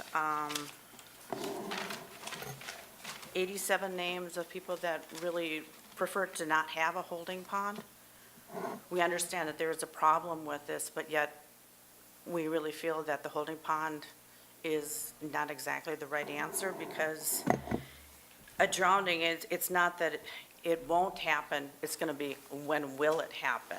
And that is basically our main concern, is that it doesn't take much to drown, and especially with all the kids in that area in the neighborhood. we enjoy watching the kids in the park play ball, and it's used year-round. Yeah. So, I mean, if it isn't through Park and Recreation, it's just neighborhood kids coming to the park and using it. Now we're going to have an ugly pond in our park. We And don't, don't say, I know, ugly isn't the word. Cattails belong to me in the country. I grew up with them. I know what kids do with cattails. Is there a better solution if we end up with this pond that we can make it more beautiful? I mean, there's towns that have beautiful ponds for the same purpose, but they look nice. People enjoy going to them, sitting around them, having picnics around them. They're not going to this park. I don't think that's the case. What was talked about was that it's supposed to be, it will be landscaped and maintained as a park. So there'll be trees and. I drove around town at all the parks. You guys say our parks, they're ugly. I mean, I wouldn't sit there and have a picnic by the one over there by Subway. I wouldn't go over to the one by 3M. And those aren't, They're not maintained. not designed like this was going to be. Yeah, but it still looks the same. Um, Are you supposed to maintain those? They're a different use, and they're not in a residential area. The 3M one, yes, it's right across from people that live there. Well, and there's trees and stuff, but this is, again, the whole intent and the plan is to have it more like a park. That's what was talked about. Plans, that's mentioned too. Will there be tall grass? Or, yeah, you know, and it's just like the other gentleman asked about with the geese. You know, so there's a trade-off there too. Yeah, I think we made this one as aesthetically pleasing as possible, you know, and. We're looking at the point of the swimming pool. We just built that beautiful swimming pool. It draws a lot of people from other counties. Now we're going to look at this pond. The geese, we already have ducks and geese in our area. Is that going to draw more? Is that going to put the droppings in our new swimming pool? They closed one in Minneapolis for that reason. So we've been looking at this for many a years. I mean, there's, like Kent said, if we would put a new pipe in, it'd probably be, what, $10 million probably? North, I ballparked it, you know, several years ago. It's a tough number to put on, but you gotta remember, you get into ripping up streets, it's basically $400 a foot for the roadway, and this pipe of any size comes at $200 a foot. So start doing the math, that's $600 a foot. Yeah. And I know, Adds up in a hurry. yeah. One time they were talking about putting a chamber underneath the parking of the Yep. rec center to, you know, put it underneath the park, or the parking area. So there'd be a vault underneath there, but that was astronomical Yeah, price too. cost-wise, and then really the hydraulic benefit, you start in, you can't arrive at the volume capacity that you can with this pond, you know? And once you start trying to stretch out that volume capacity, you're just increasing the footprint of that basin, you know? And then, it's not very cost-effective to begin with, and, yeah, like you said, Gary, it ended up being a large number, and we discounted that option pretty quickly. What about the safety aspect? And Safety you aspects mentioned- been, ponds and fencing and potential hazards has been well vetted over the years since these started being built and required in Minnesota 20 years ago. If you drive around, whether it's Hutchinson, outstate communities, get into Eden Prairie, you know, they got ponds a lot older than ours and some that are a lot larger. You won't, if you see a fence around them, I'll be surprised. And Public safety actually recommends that you don't put a Exactly. fence because It's harder to rescue the kid. I wouldn't want a fence there. They're ugly too. Yeah. The only fence, Grass, Walmart what has the- discourage kids, you know, the. oh, yeah, the tall grass and the plantings. Honestly, we don't we got a lot of ponds around town. We don't have issue, very seldom in the 14 years I've been here, almost, we had issue with children, you know, swimming in ponds. You know, we'll have a little bit of issue with ice skating, you know, and you'll hear a bit about that, which isn't advisable either, but this one isn't gonna be conducive, I think, to either of those things due to the plantings and then also just the visibility of it. Like I said, unless you really know, you're hardly gonna be able to see the water from the roadway and how it's situated. Really, this basin isn't so much about the water that's sitting there day in, day out. It's about the capacity above the water that's sitting there day in, day out for the storm events. So is it going to turn green, Is it going to turn green? the water? Will it turn green? Yeah, that and depends will on it the, have that an depends odor? on the season and how much rainfall and, yeah. Basically, everything turns green nowadays. Yeah, but it's going to have an odor then when it starts turning green, correct? It starts to what? Turn green, then the odor comes with it. The Yeah. algae comes with it. Yeah, yep, oh, yeah, no doubt there can be some odor with some of the algae gross, but, it's no different than any other pond in this community, and like I said, we have, I believe, 80. And how many are What's that? residential areas? Is it over 100 now, public pond, or city ponds? How many are residential areas? What you consider a residential area? Lots of them, most of them. And we don't hear about odors. Yes, they get green. That's the nature, honestly, of any water body nowadays. How about the one that's got a beaver building a dam in it? Well, that's some. building it anymore. No, I know, and that was wrong also. Yeah, those are potential maintenance issues, no doubt. That's Mother Nature. I guess I do live close to the one on Jefferson Street by 3M. No noticeable odor there. In the spring, you might have a couple of geese sitting there and a few ducks. You might have a duck or two that nests there, but the geese don't like it. I know, you know, it's growing up. There's oak trees that have been planted around the edge of it, so as they grow up, it'll be more park-like. But yeah, the water level usually is very, very low. You know, and it gets flushed out. It gets flushed out when there's rain events, and that was done as the rebuild on Jefferson Street, which I'm paying for that assessment right now. It helped the hydraulics of our neighborhood a lot. We're a little bit different than this site because we're in the old part of town, we're on sand and gravel. But I take the dogs for walks down there and I don't notice any odor at all from the pond. Yeah, I think aesthetically that one's done well. From a regional large pond standpoint, the pond up by Northwoods Park, you know, it's done well. The one up by Maplewood is a little less visible. It's set back from the road, and you know, there's really no pedestrian facilities nearby it at this point in time. But I think this one, like I said, we're paying attention to the slopes. We've consulted with our Parks Department, put a lot of thought into the grasses that are going to be planted, the plantings, the trees, and the shrubbery. Yeah, this will be the nicest pond in town. And as part of this process, there's $250,000 going to relocate ball fields. But why is it going to the ball fields when we got 4 ball fields there? Well, because to allow room for the silting pond to happen to clean up the Crow According to River. the newspaper back last year, we were only going to lose 1 ball field. Now we're losing 2 ball fields. Why is that? Well, I yeah. think that was a misprint on the newspaper front, honestly. I remember reading that. Yeah, I think there was some confusion there. And why is it going on the north end when the water in the ball fields are on the south end?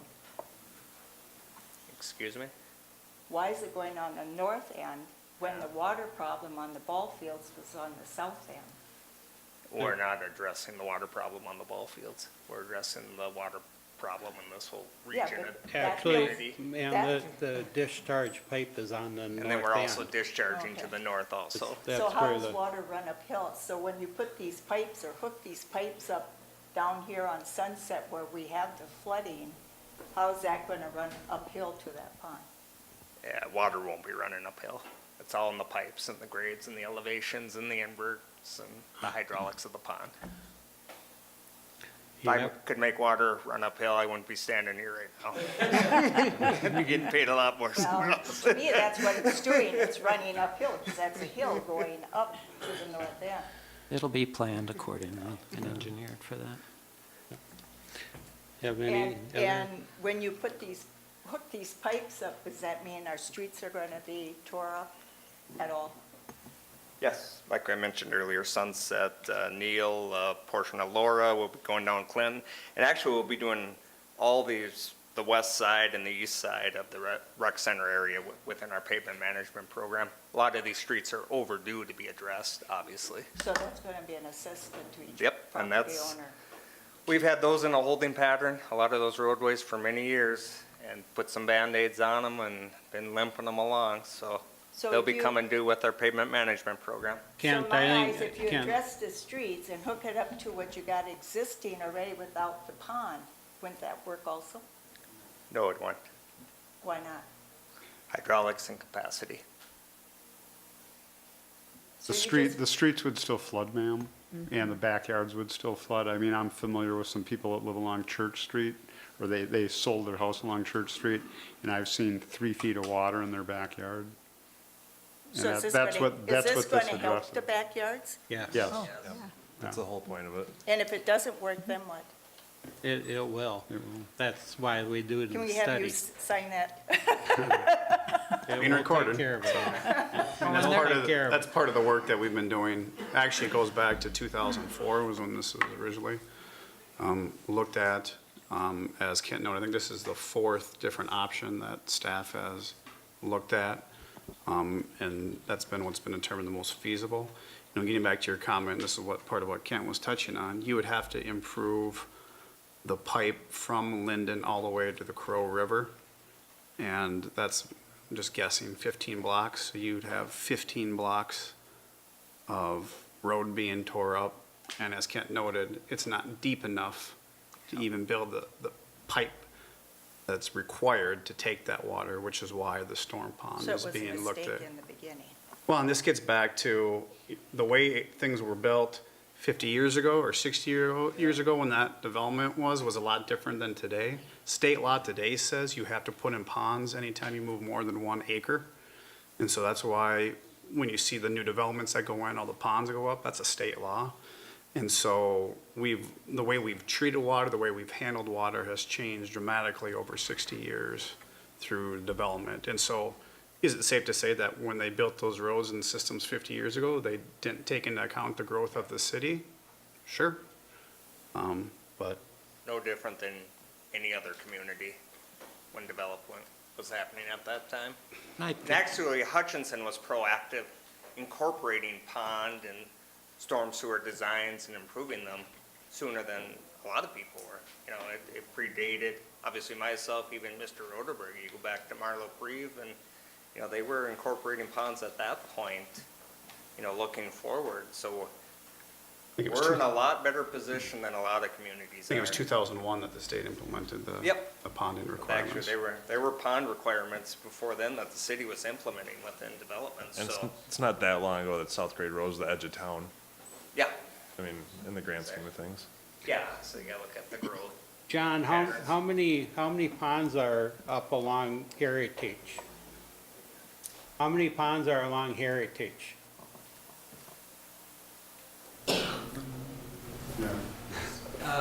Right in that neck of the woods is 6 that I can count. And Just that would be the off- north side of the golf course. Yeah. North side of the golf course, Yes. if you're familiar with that. I think, just to be clear though, I mean, it's not like we're not gonna have backyard flooding if there's a 7-inch Oh, yeah, rainfall or, significant but event, yeah.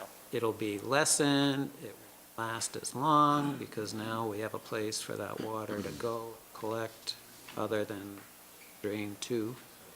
So it's gonna be better. Will it always say never? No, that's not gonna happen, but it'll be better. But I will call. But it's a buffer, And what it does is it allows the sediment to silt out of the water before it hits the Crow River. I still don't know why we have to put the wild grass in there and the cattails in there. Why can't we make it more beautiful? Put some shrubs in there and. Well, that's what they are Shrubs gonna and do. trees. Yeah, there's Gonna gonna be do shrubs, some. but we're still gonna have the Yeah. wild grass and we're still gonna have the cattails. I think they'll take care of that. I think, again, you're concerned about safety, so that helps safety, that helps discourage the geese. So, I mean, we're And trying how to do often do both you things. go through the pond and clean it out, so say? Needs it. We actually have people that Yeah, we measure started that. to do that on our, we're doing one right now as we speak up in the Greens area. Yeah, those standards are evolving. I would say a rule of thumb, 20 years, give or take. So, but it all depends on how much sediment comes to any given pond and how much capacity there is built into that design for that particular We just went through a pond. process of going out and measuring all that. Anyone saw somebody out in a canoe in the ponds that they were doing is measuring the depth of the ponds, which can then help us determine what the maintenance needs are, so. There's a duck already, hear that? That duck just spoke. If you like to hand me that petition, we will gladly take Okay. it, so. Oh, I wrote notes on it. No, but you can always drop it off if you want to. I've got this one. I'll just cross off what I wrote on the bag.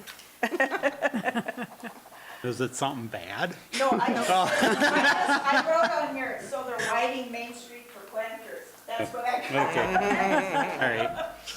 Thank you. Yep. I just had a question. And- When is the proposed plan for the pipes to be started on the streets? Like, Yes. when is the proposed? That's a good item. We failed to get into the actual construction timeframe. Yeah, Ma'am, go could ahead. you come up and state your name, please? Just for the record. was a big thing. Yeah. I'm Joyce Rust, 904 Craig Avenue Southwest, you. cul-de-sac. Yeah.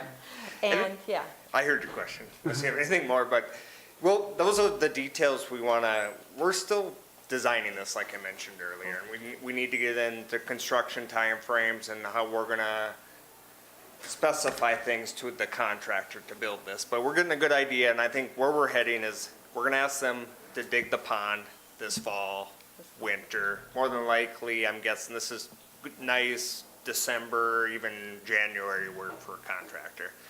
So they dig the hole. They probably don't put any pipes in. Come spring, they dig the pipes out to Linden, out into Sunset. And then the other one on the east side, the Harrington side, actually comes up short of the roadway. But we do have to disturb Sunset and Linden to tie into those systems. okay, so Craig, like we have the drainage in our backyards there, Yes. that, we're low on Craig, it goes down. We So- we won't be getting actually into the neighborhood work, like I mentioned earlier.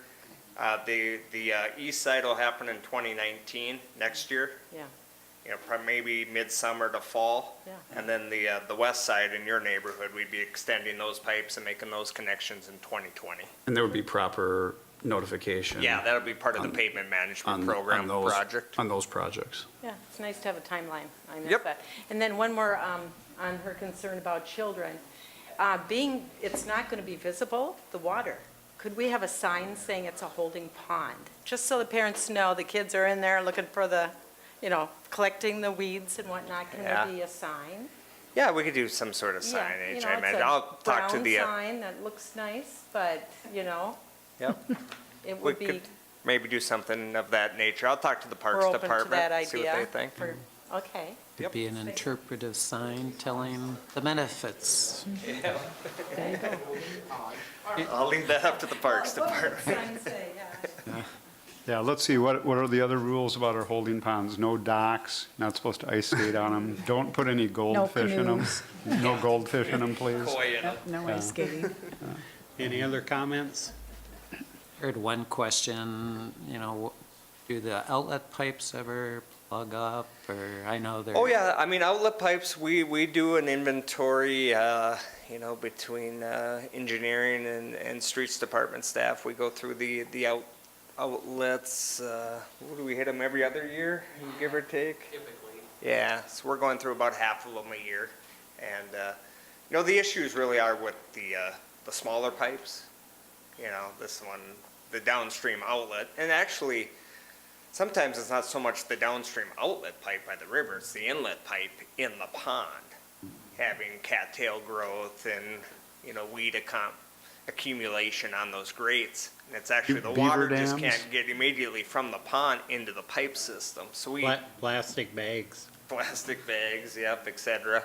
So, but when you start talking about a pipe of this size, even the effluent pipe in the pond, I think it's 48 inches. It's 4-foot pipe, if I It's got a remember. grading over it. It's got a huge grade over it with huge openings. This isn't a 12-inch pipe where the openings get smaller and the grade's smaller and cattails can accumulate rather quickly. It's possible, but we should be doing our proper maintenance to hopefully catch it. And we've had instances, not necessarily in this community, where you've had, like I said, a bag plug up and so those things gotta be watchful of, so. Any other comments?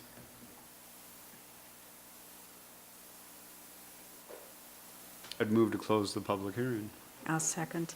Motion by John, second by Mary to close the public hearing. All in favor? Aye. Opposed? Carried. Yes. Quickly, Ken. and just before everybody leaves, like I mentioned, we're finalizing the design. We are gonna do a public meeting. We will basically notice, we're not gonna notice everybody in town, but we'll notice the same residents we noticed on the survey in the immediate area of this pond for that meeting, hopefully in the next few weeks. You gotta check your mail.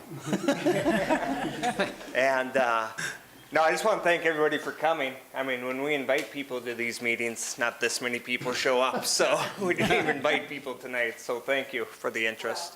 Did Can it, it be in the paper next time you're holding these? It so was. people know about it? Well, it's in the public notices section, I don't know Yeah, if but there can was you one put part. it someplace, I mean, everything else is on the front page.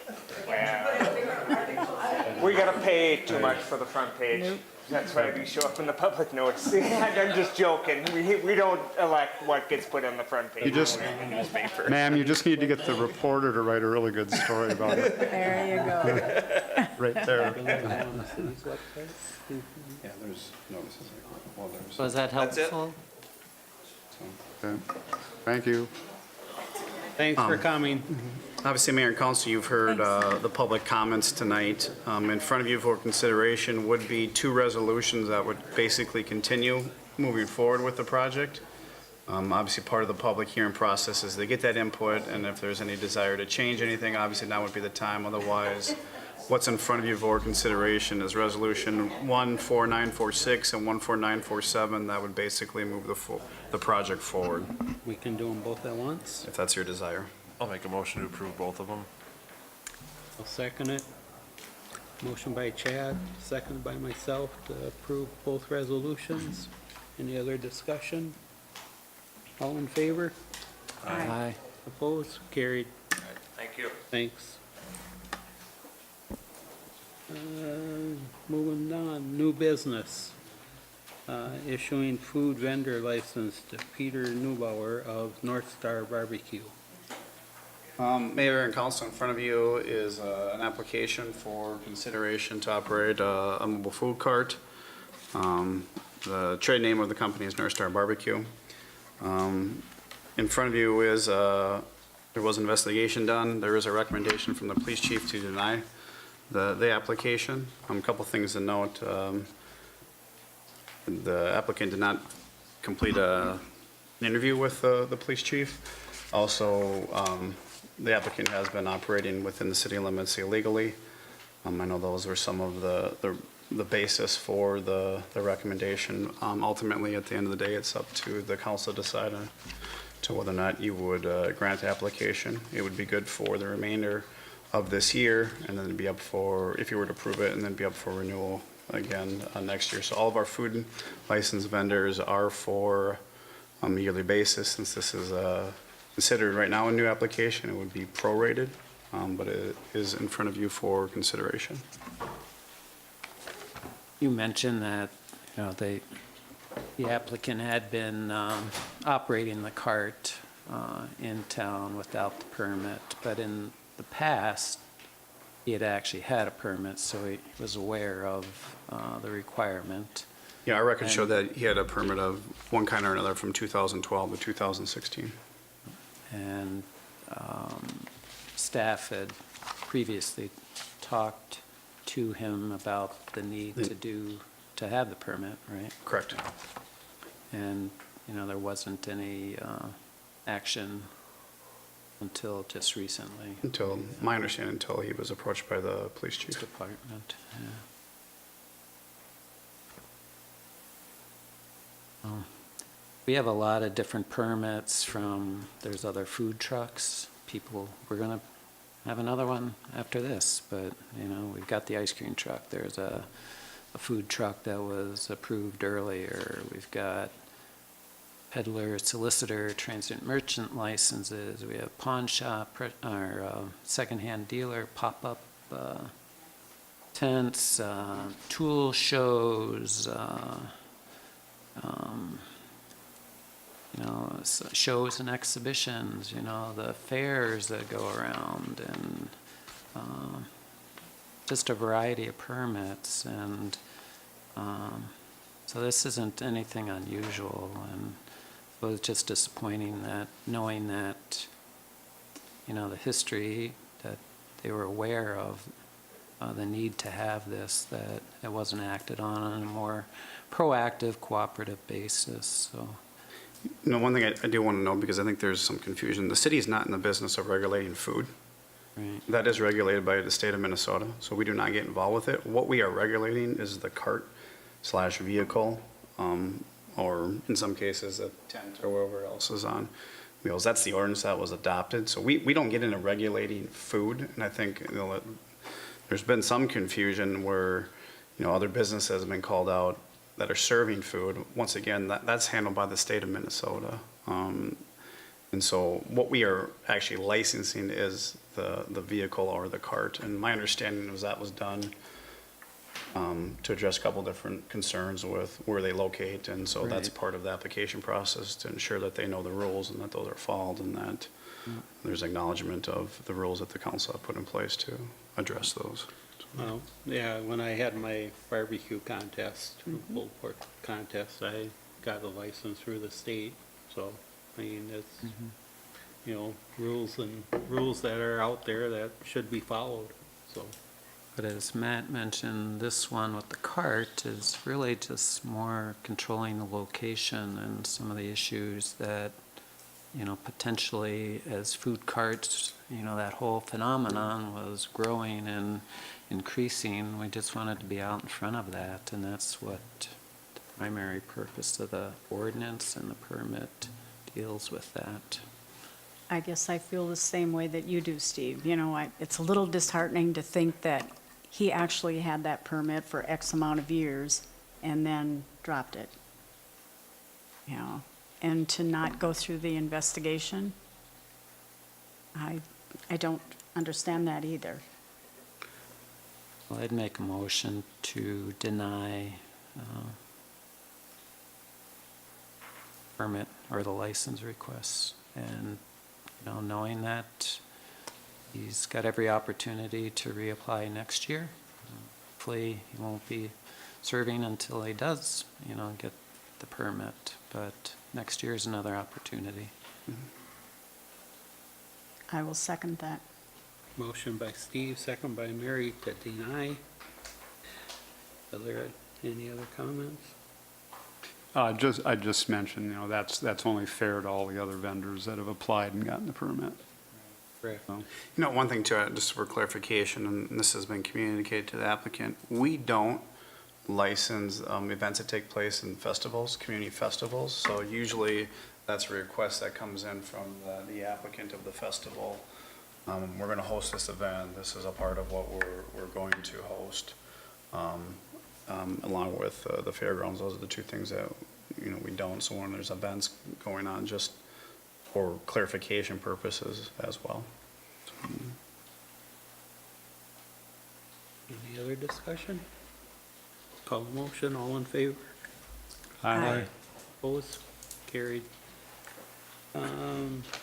Issuing food vendor license to Professional Fun Foods Incorporated. Yep. Your name is on there, dude. Sure. So, Mayor, Council, before you tonight is the license application for Professional Fun Foods. It's going to be a, I guess what I would call a food stand, which is located behind the new brewery here in town, or it's going to be used in conjunction with that. And as you know from the council packet, they've submitted all the appropriate documentation required for the license. There hasn't been any problem with that, so the recommendation from staff is to approve issuing the food vendor license to Professional Fun Foods to operate their, I guess technically it is a mobile food vehicle, It's on wheels. right? It's on wheels. Yep, it does have wheels, so it is in the food card ordinance. Motion to approve. I'll second that. Motion by Steve, second by John to approve. Any other discussion? All in favor? Aye. Opposed? Carried. The applicants are here. You want to come and introduce yourselves? I figured that was them. Matt and Daniel E. Kruger. I was originally born in Minnesota, Mankato. Lived in Laverne for a while, and then I had a heart attack in 2001. I moved to Texas. And in Texas, I had 10 different mobile food units. Well, I just turned 60, and I came to visit my nephew, which is Danny Hart, who owns the brewery. And I wanted to slow down. I don't want to go with all these 10 trucks anymore. So I said, hey, what do you think if I just come and hang out with you from now on, and I'll move back to Minnesota? And he said, sure. So here we are, and we were a little, the process was a little long with the state, but I can't stop smiling right now, so. So what kind of food do you? We're gonna have a changing menu. It's not gonna be like carnival food. We're gonna change the menu every week, and we're starting out with like, help me out here, Brats and nachos. beer and brats and Pretzels and cheese balls, beef sandwiches, Philly cheesesteaks. brisket. Every week, we'll probably do 8 new items, but we'll have a basic core menu of, stuff like pretzels with beer cheese and, the appetizer stuff. Where are you going to get beer from? Is I- there a brewery close? We called Coors, and they said they'd help us, but I think we got that covered. I really do. So what was the outcome of the Sunday survey? The jalapeno cheese ball one. Yeah. That was number 4 for me. I couldn't even try it. It was too spicy for me. Even Danny, which he likes, said, whoa. So is this like a stand or what? It's a factory-built trailer is what it Okay. is. Self-contained, and it's got it looks like a stainless steel kitchen in there, Everything's to the state approval. It all has qualifications. And it was a long process with the state to get the license, because the state, we all know, works at their own speed, so. Plus you had to get some windows fixed. Yeah, we had some windows fixed, and we bought a lot of new machinery, new freezers, did some stainless steel work that wasn't required in any other state behind our griddle. And it was a process, but we're just tickled pink now. We're ready to go to work, and we're going to serve good food. And if we wouldn't eat it, we're not going to serve it, so. And Sounds look good. forward to seeing y'all out. Yep. And like I said, every week, we're going to have new stuff, so you just never When you going to be know. up and running? We're going to try and be Thursday, Friday. Right. We still got to put together our inventory. I didn't want to do that till I got approval, because then I have, but. Now you can get real busy. Yeah, oh yeah, we'll be up at 7 off to Restaurant Supply and Sam's, and Will you open seasonally, or year-round, or? we're going to try year-round. Perfect. So, and, Good. like I said, we're going to keep it fresh and changed, and Especially when it's 20 below, right? yes, we're going to have like You'll be- beer cheese soup and all that kind of stuff. A lot of stuff with beer in it. Since you're from Texas, are you going to have like?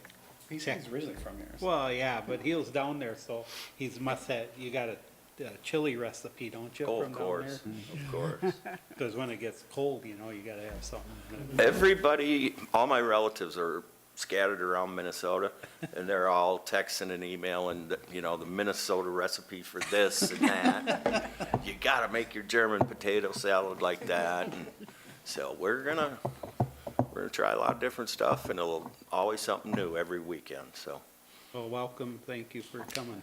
Thank you. Thank Thanks, you. everybody, and Yep. we'll see ya. And I did like the jalapeno cheese. You did? That was my number 4. The first one was number 5 for me. The original. Yeah, the original was Oh, the that's best I mine, thought. too. Yeah. Thank you. Moving on, resolution number 14940, resolution declaring the official intent of the city of Hutchinson to reimburse certain expenditures from the process of proceeds of bonds that to Good be evening. issued by the city. Yeah, that's easy for me to say. Good evening, Mayor, Council. This agenda item is maybe a little ahead of the game. We're going to be talking about the bond issuance next. But each year, our practice is to issue bonds pretty much when the projects have been completed or substantially completed. And that's worked out pretty well for us. But as a result, the IRS requires us to formally declare our intent that we're going to reimburse ourselves with the bond proceeds. And that's basically what this resolution is doing tonight, just declaring your intent to use the bond proceeds on these actual project costs. I'll make a motion to approve. I'll second. Motion by Chad, second by Mary to approve resolution 14940. Any other discussion? All in favor? Aye. Opposed, carried. Just curious, what are we looking at?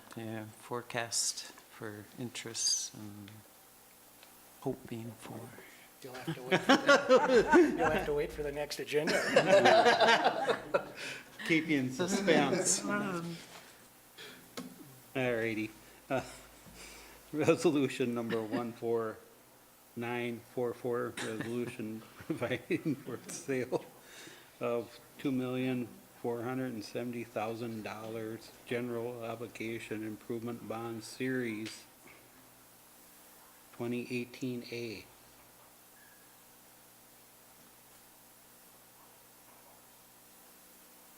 Okay, we're here tonight to get the process started on our annual bonding process. And what was in the packet is a list of all the projects we were looking at this year. You can see total project costs, just a little under 5.9 million. And you can see our various funding sources, $1 million in federal aid, 972 in state aid. But then what we're here about tonight is the columns in green, the geo bonding column with the special assessments and the city debt. So basically, the debt we're going to be issuing is going to be covering 5 projects, I believe: Century Avenue, 2nd Avenue Bridge replacement, the pavement management program, some trail and parking improvements, and then the city alley number 17 improvements as well. Just a couple quick notes. Consistent with our debt management plan, this will be 15-year debt service, 10-year repayments on the special assessments. We'll be coming back on October 9th for the actual bond sale, and then we should be receiving our proceeds in November. And the timing of this is such that we get our bond sale prior to sending or certifying our special assessments in mid-October. So this is about the latest we can really start this process. I know, Steve, you were wondering about the stormwater bonds being issued in conjunction. And unfortunately, the timing has to be now if we want to issue them together. But with this component here, we have Nick Anhut from Ehlers. He's going to speak about the pre-sale report that was in the council packet as well. And then if you have any questions after that, you can either ask Nick or myself, and we'd be happy to help you out. Good evening. Thank you. Good evening. Again, Nick Anhut, Ehlers & Associates, financial advisor to the city of Hutchinson And really, just to piggyback on that presentation, the bonds that are proposed to be issued will carry a general obligation pledge of the city, which means that your full faith and credit will be backing these bonds and your ability to levy a property tax to make whole the bond holders in the case that the assessments or the dedicated levy would not be enough to pay back the borrowing. That general obligation pledge is the highest form of security that the city can offer a bond holder, which translates to the lowest interest cost that they're willing to offer you in conjunction for that security. And our projections, based on current market conditions with a little bit of a conservative factor, anticipate about a 3.25% interest cost on the 15-year improvement bond transaction. A little bit lower, about 3% on the stormwater, but I suppose we'll get to that in a moment. But all in all, this is very consistent with the city's debt management policy. We've structured the payments so that the levy impact is going to coincide with that plan and allow you to have a streamlined and dedicated revenue source to pay back these bonds in a timely fashion. We have built in about a 1/4 point buffer, as I mentioned, a conservative estimate in these interest rates. We do anticipate that later this month, the Federal Reserve will take action to yet again this year increase its federal funds rate. It primarily affects short-term interest rates, not quite as long as this, but eventually it will potentially, I guess, not eventually, potentially it will trickle out into the longer term, but we do anticipate that there will be some rising interest costs over the course of the next month due to primarily that action as well as macro factors that are taking place. However, it's still a fairly low cost of funds, relatively speaking, historically, and it, again, does meet the objective of financing these projects and fitting within your debt management policy. So we certainly do recommend this, and we don't see any additional risks with this transaction that you're not normally used to in funding these types of projects. That said, we'd be happy to come back before you next month. On October 9th, we will facilitate a competitive bidding process, so we will put together the documents from now going forward to go ahead and solicit as many bidders as we possibly can get from national firms as well as local banks in the hopes that we can try to achieve a competitive process to get the lowest potential interest costs for the city. And I look forward to discussing it with you on October 9th, should you move forward. So part of our debt management plan is to have a steady, step. Pay one off, you get another one coming back to backfill it. Is that what we're still doing here? Right, we're still on target for that. The one thing we did with this issuance is we filled a few gaps early in the term, Yeah, where that's what I our debt plan was still below our 2.2 million. So this will help fill those gaps. Gotcha. So Nick, a couple of years ago, we had like interest rates about 1.8, and I thought you said you were going to guarantee that for the life of you working with the city, and so you're saying that's not out anymore? Coming down with something. I do remember us talking about that. I thought it was 1.6. Might have been 1.6. I think you're Pretty right. sure it was. But I think in leading the discussion into the next agenda topic, we will get into talking about a phased project and financing kind of in advance of the project.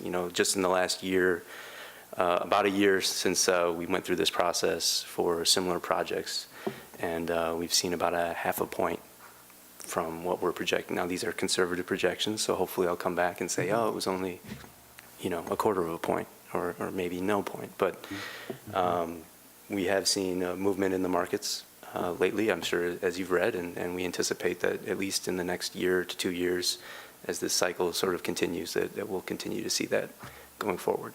So no guarantee for next year, I guess, is what I'm saying. Coward. You had to sit through all this. I'd make you laugh a little bit, so. I don't think he was laughing.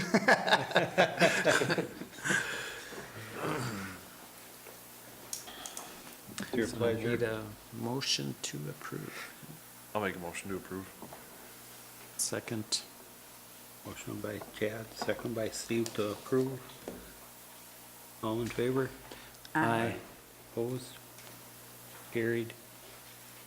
Resolution number 14945, resolution providing for sale $1,625,000 in general obligations stormwater revenue bond series 2018B. Okay, this bond issuance is a little different than the last one we talked about. Namely, this will be repaid by stormwater revenue funds. But this will also be an issuance in advance where we historically issue after the fact. So what we're looking at here for this issuance by doing it in advance is to gain some efficiencies by piggybacking with our other annual bonding. The issuance cost will be quite a bit lower. And then we're also hoping to lock in at a lower interest rate, knowing that rates may go up here in the next month. And then also looking to receive our proceeds as the project gets started, so we're not having to dip into our stormwater reserves until the bonding is received. So looking to fund the 3 phases that Kent showed earlier tonight over the period of 2018 through 2019.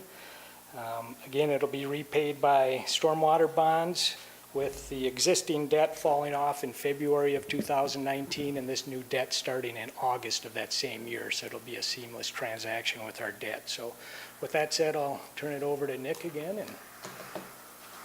So this bond issue does carry, again, the same security or backing, the general obligation pledge of the city, meaning that if stormwater revenues in the future fall short, that the city will use other resources to include potentially levying a tax to make the bondholders whole.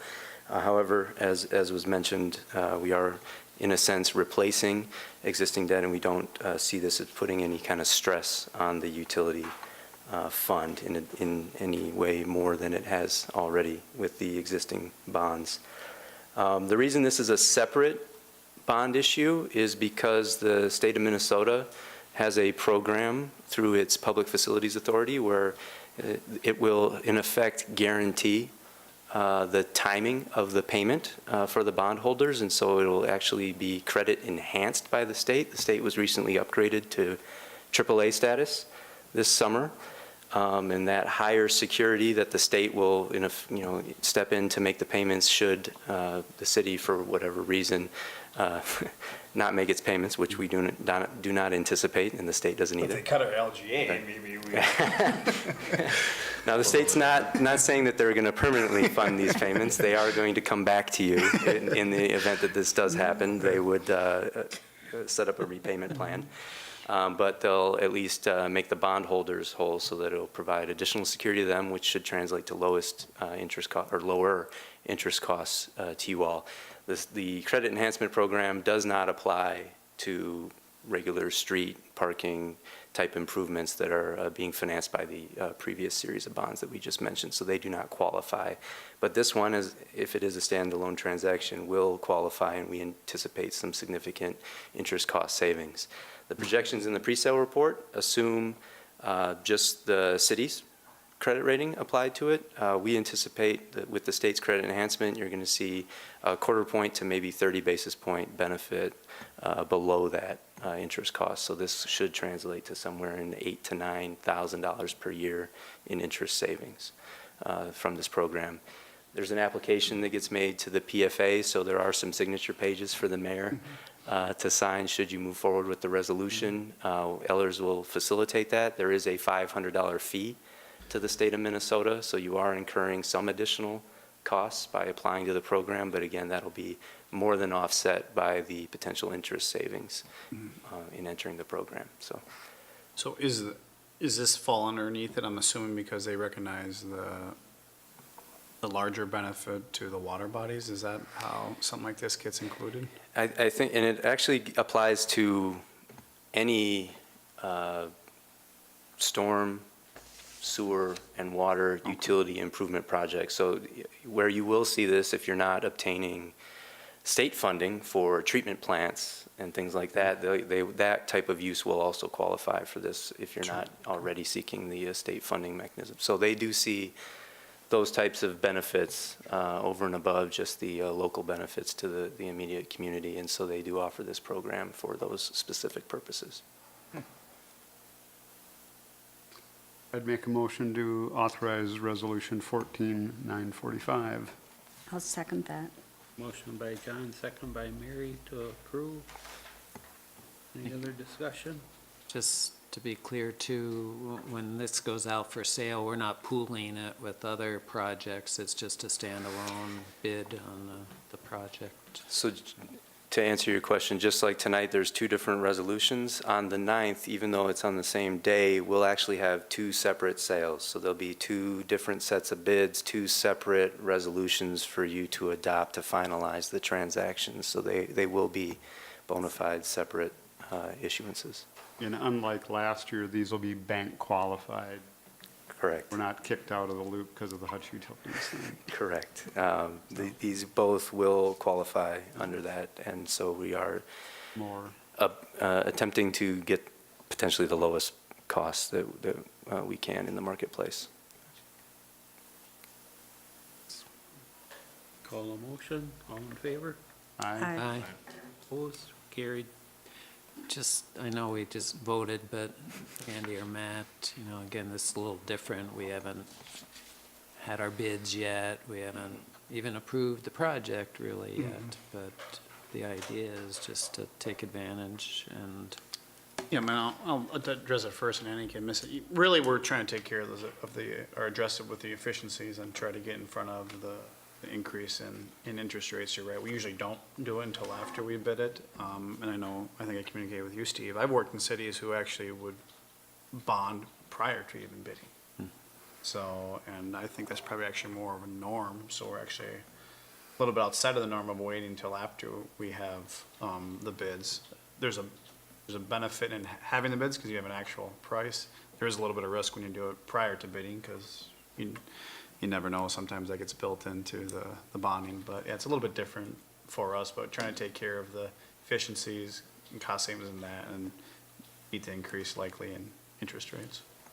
So, yeah, you might come up short versus needs, but then it could also come out a little ahead, which you have the arbitrage type things, right? So. Well, if we came out ahead, we would just use less cash out of the stormwater fund. We would use the bond proceeds Use the whole first. bond, yeah. And then it Okay. would just be less cash. Gotcha. Yeah. Okay. But I think talking with Kent, he can maybe speak to this as well. He feels he's built in enough contingency into the costs that were going to come in lower and some contractor interest already. Is that right, Kent? Yeah, and especially the pond project this fall. We have a couple contractors already inquiring, and even the numbers I provided Andy, and when we started talking about this, probably 2 months ago now, and we're, like I mentioned earlier, just finalizing our design on the pond project. They're already trending downward, and we've done some things from a design specification earthwork, I guess, front to minimize our costs, as we've gotten deeper into the design. So, yeah, like Andy said, I think our numbers are conservative, and, ultimately that'll just protect the cash in the end. And the bond funds will offset their cash contributions to the project in the end. Yeah, because you've factored in engineering fees on each fee, Yep. or on each phase. And if Yep. we need to, we could back off of some of those fees and just collect the fees on our normal street projects that we bond for as well. Exactly. Yeah, so there's a little bit of risk, but I think it's a weighted risk that we've taken. So. Thank you. Sure, thank you, guys. Thanks. Thank you. Professional service agreement with SRF Consulting Group Incorporated for the South Grade Road intersection final design.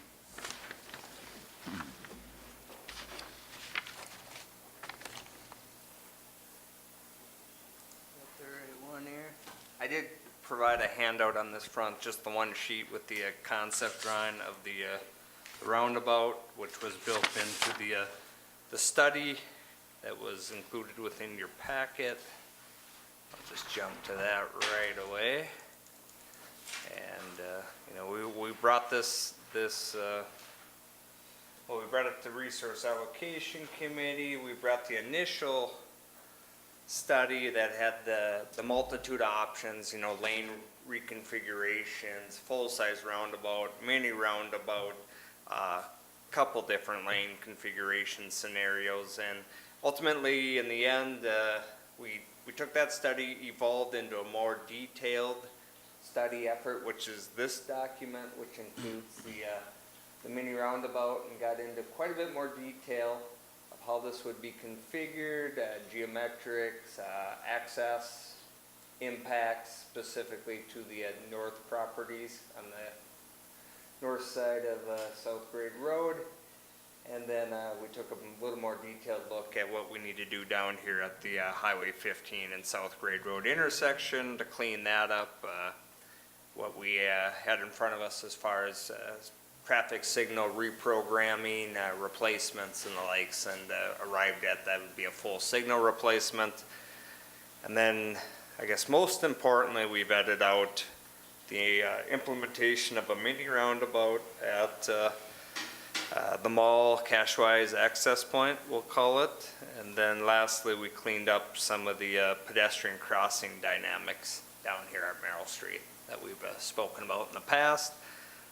Conceivably looking forward, this project would tie into our trail project extending to the west to Dale Street on the north side of South Grade Road, where we propose narrowing the road slightly, basically bringing in the north curb line and then installing a trail where the current sidewalk, 5-foot sidewalk exists. So that would provide that connectivity between the existing trail system along Dale Street and then also along South Grade to the west of Dale, and then bring that connection all the way down here to Highway 15 to get into the north-south trail along the highway. And then lastly, I guess the third scope of work to include within this project would be an overlay of South Grade Road. No narrowing, nothing, just overlaying South Grade to the west of Dale out to School Road. That section's relatively new, but it hasn't performed the best. You know, the pavement conditions have really deteriorated on us, and we've had to do a little bit of babysitting over the years. So in the end, we're trying to bring these three things together. We really needed to focus on this area and figure out what we wanted to accomplish. And a lot of effort with traffic volume counts, movement counts, different things to figure out what could we do to arrive at substantial improvements at this mall Cashwise access point. This is basically the second busiest stretch of city street that we have, you know, per counts, this segment between the access point there and the highway. You know, it's just short of School Road, the one stretch of School Road, just to the south of Highway 7. So there's a lot of traffic here. There's a lot of, I guess, interesting driver habits, I guess, that occur here today. And that's part of due to the nature of the lane configurations and a little bit of no man's land, for lack of a better term, that exists there. And then that transition, that kind of unnatural transition that happens as you come from the east side of the intersection through and then get towards the turning lanes to go in there. I didn't think we would land here recommending this, and what's in front of you this evening is a design proposal, you know, basically to do the final design on what's shown up here on the screen. But I think this will be the most productive, from a safety standpoint, most tangible improvement we can make here. And I really doubted that it was feasible from the beginning, a roundabout or a mini roundabout. But the more we talked with the consultant, we had some conversations with MnDOT, and specifically we had conversations with MnDOT District 6 down in St. James. And if you've been to St. James over the last couple of years, there's two of these on their state highway that comes through town that basically takes a jog, comes in and does a quick, basically long one-block jog. And at those two intersections on the corners of the jog are too many roundabouts on a state highway. And they have nothing but good things to say, whether you talk the input that we've received from the city that they presented at conferences and the like. Specifically, we talked to MnDOT staff that was involved in the design of those mini roundabout facilities in St. James. And as far as performance, functionality, driver behaviors, nothing but good things to say. And these things are mountable. I should mention the hatched areas, that's all mountable colored pavement. Once you get into the non-hatched red median areas, that's a normal raised 6-inch tall curbed median. So you really get into looking at what it means to these access points. This one isn't so much impacted, but this one is obviously we couldn't, comfortably incorporate a left turn lane here, and likewise we couldn't, from a safety standpoint, allow an egressing left to occur off of that property. I have spoken to this property owner several times. He's receptive of the design. Granted, there's a little bit of legwork to be done. There might be a conversation to be had about impacts to his access rights and how he should be potentially compensated for those impacts, similar to what MnDOT did up on Highway 7 years ago. There were different access rights scenarios that played out there. Partial takings, full takings of access rights, and property owners were compensated for those. And it's not substantial compensation, but I think it has to be, there's a definite impact to the property owner that has to be accounted for. So I think looking forward, the next step would be getting into the design and then having some discussions with the other property owners, which,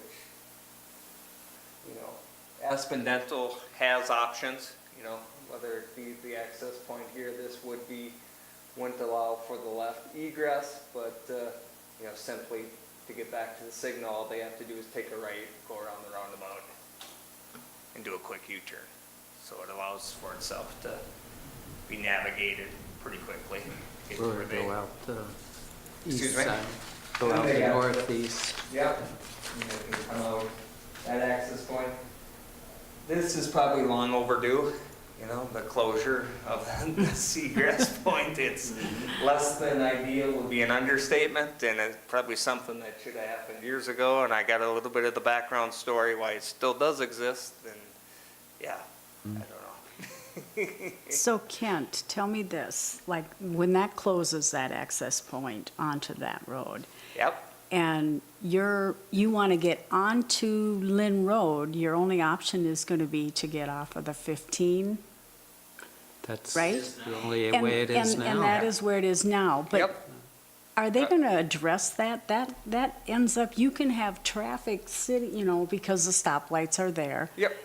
And Southbound traffic. Yeah, Backing up. then it's backed up, and people want to turn, you'll have 2, 3, 4 cars standing there to turn, and nobody will let you in to turn. Yeah, and that's, well, honestly, it's poor driver behavior is what it is, unfortunately, Yeah. Supposed to I smile let all people the- turn. Yeah, so do I. Well, and, some people are very cordial, and other No, people I hear you, but that's a dynamic, and, because that's a busy this roadway. is just an egress, obviously. Right. So really, that dynamic isn't changing up there at that intersection you're referring to, Mary.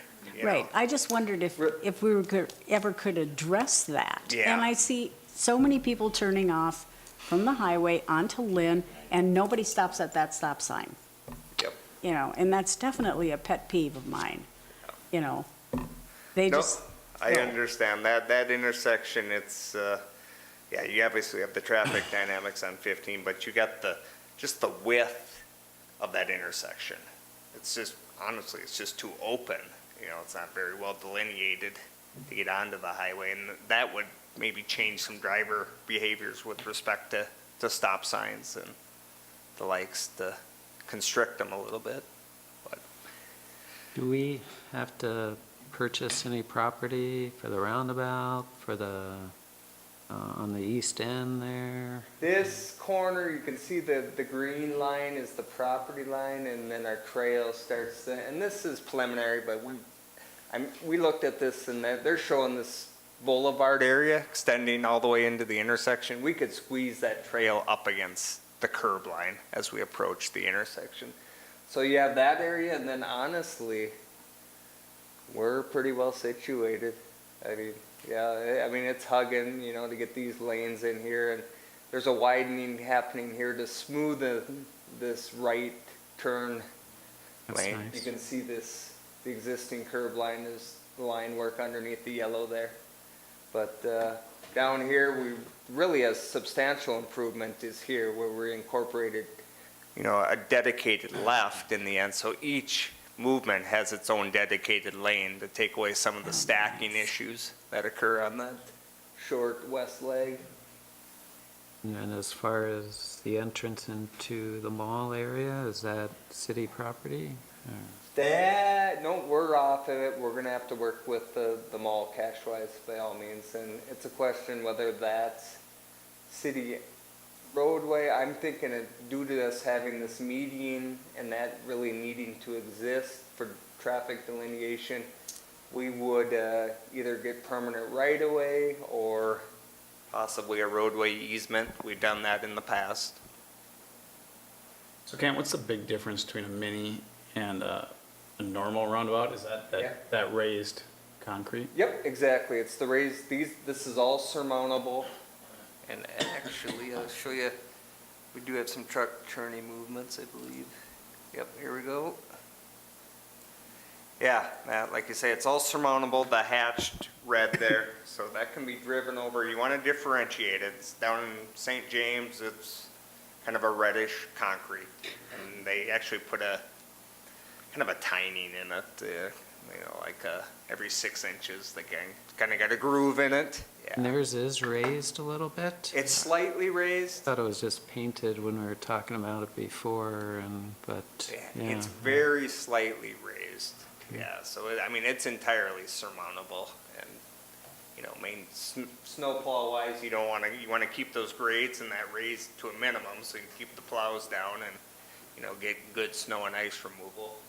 But yeah, this would all be mountable. The movement of concern, and these are the green are full size semi-tractor trailers. That's this WB62. So if you look at it, and the blue is a bus. Basically a city bus, school bus sized vehicle.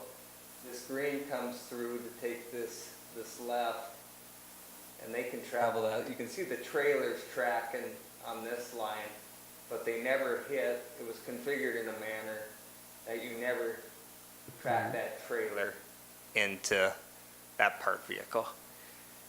And these turning movements are laid out for the worst truck driver ever, basically. There's all sorts of factors. Yeah, Kent, you must have been reading my mind. I was like, God, if the guy can't, he shouldn't be driving the truck. But. So, yeah, these movements have all sorts of factors of safety in them, so they're very conservative in nature, how they track on paper. We have many trucks.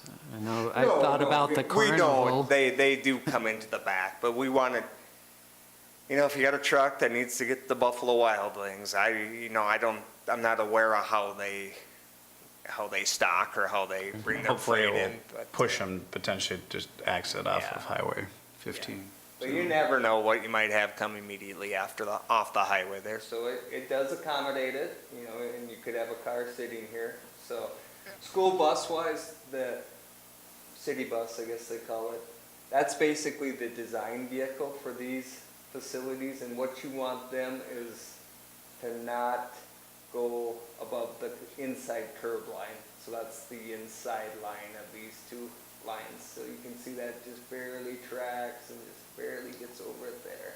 Likewise down here, just tracks inside the face of curb line. So yeah, no, I was surprised how this actually came together with the turning movements and how they were able to configure this. Didn't the preliminary report say that it wouldn't work, and then Well, you the just issue started with the talking more? preliminary report was not so much it didn't work from a geometric configuration traffic control standpoint, it was the concern about stacking. So the concern is signal opens up at Highway 15. All right, you got a bunch of people sitting over here waiting to cross. We know how that goes, and you're sitting back here, and you want to drive straight through, and that signal finally opens up, and then you all come this way, and then a few more are waiting to slide in and take that right also. And then you get to here, and theoretically, you know, there's design parameters that say, what if this roundabout is occupied for so many seconds? You know, so you got this traffic volume that's coming at it from a modeling standpoint. Now they got an occupation parameter, they call it. This is a traffic engineer speak that I'm a little familiar with. But ultimately, they were concerned, and what we had to talk to MnDOT about was, it wasn't so much the current traffic volume, it was 20 years from now, and MnDOT always wants a 1.5% growth factor assigned. So now you started, we already talked about all this, the counts that we have out there today, both directions. Now you put 1.5% on it for the next 20 years. Now we start to end up, the models start showing, hey, you're gonna back up into this intersection if this roundabout is occupied for 30 seconds and nobody can make this any sort of movement here. Well, that's not really realistic because the primary movement, honestly, are the through movements for the most part. So you gotta account for that. What are the actual movements occurring today? You know, there's not a lot of, without there being a true fourth leg, that really clears what's happening within that roundabout. Because there's not a whole lot of traffic coming out of this business, and whether it's what it is today, or even if it's a fast food place in the future in that location, there's still not a lot of traffic to significantly impact the functionality of the roundabout. So once we got MnDOT and the consultants to back away from that 1.5% growth parameter and realize what growth in this area of our community would significantly grow the traffic, the vehicular traffic in this area. And there really, I don't think there is anything substantial on the immediate horizon. You know, we got the schools down there, we got the recreational uses. Everything's already there. And to the west, I don't think there would, you know, and obviously the largest traffic driver in our community is the grocery store. You know, if you look around, that's the issue here that we're really addressing. So yeah, you're right, Steve. There was language in there saying, that probably doesn't make sense, but it was more traffic modeling, not so much geometrics and configuration or safety. See, in the diagram, the pink says concrete trail and sidewalks. Can we make? Yeah, that's our consultant. Yeah, that's a typo. Yeah, that'll all be blacktop through there. Yes. And then this will be, yeah, this will be blacktop roadway. So, and this was a colored walk. Yeah. Good catch, though. And then other business owners, have you talked to any other ones? No, I haven't, because I think the other ones, we have to get a little deeper into the design. I think this one was really the critical one, I guess, almost the deal breaker, you know, for lack of a better terminology, where, because talk about maybe bringing it over to the other business, the health club, and having. Yes, and I presented that to him, and that is a diagram in here that I wanted the consultant just to lay out so it was in the document, and he's not a fan of that idea, so. I was curious. Yeah, so that was brought Seemed forward. like it would give both directions. And that still might be an option. We get further into the design, and, you know, we'll continue to have discussions, but I think this one is fine. Aspen Dental, you know, other than this being closed off and them maybe being concerned about this cut through, but I think there's ways to address that. You know, but for this to continue to exist is more than problematic, especially when we broaden this radius. You know, that gets to be all the more free flowing, and all of a sudden there's a car on top of you if you're trying to get out of there through that access point.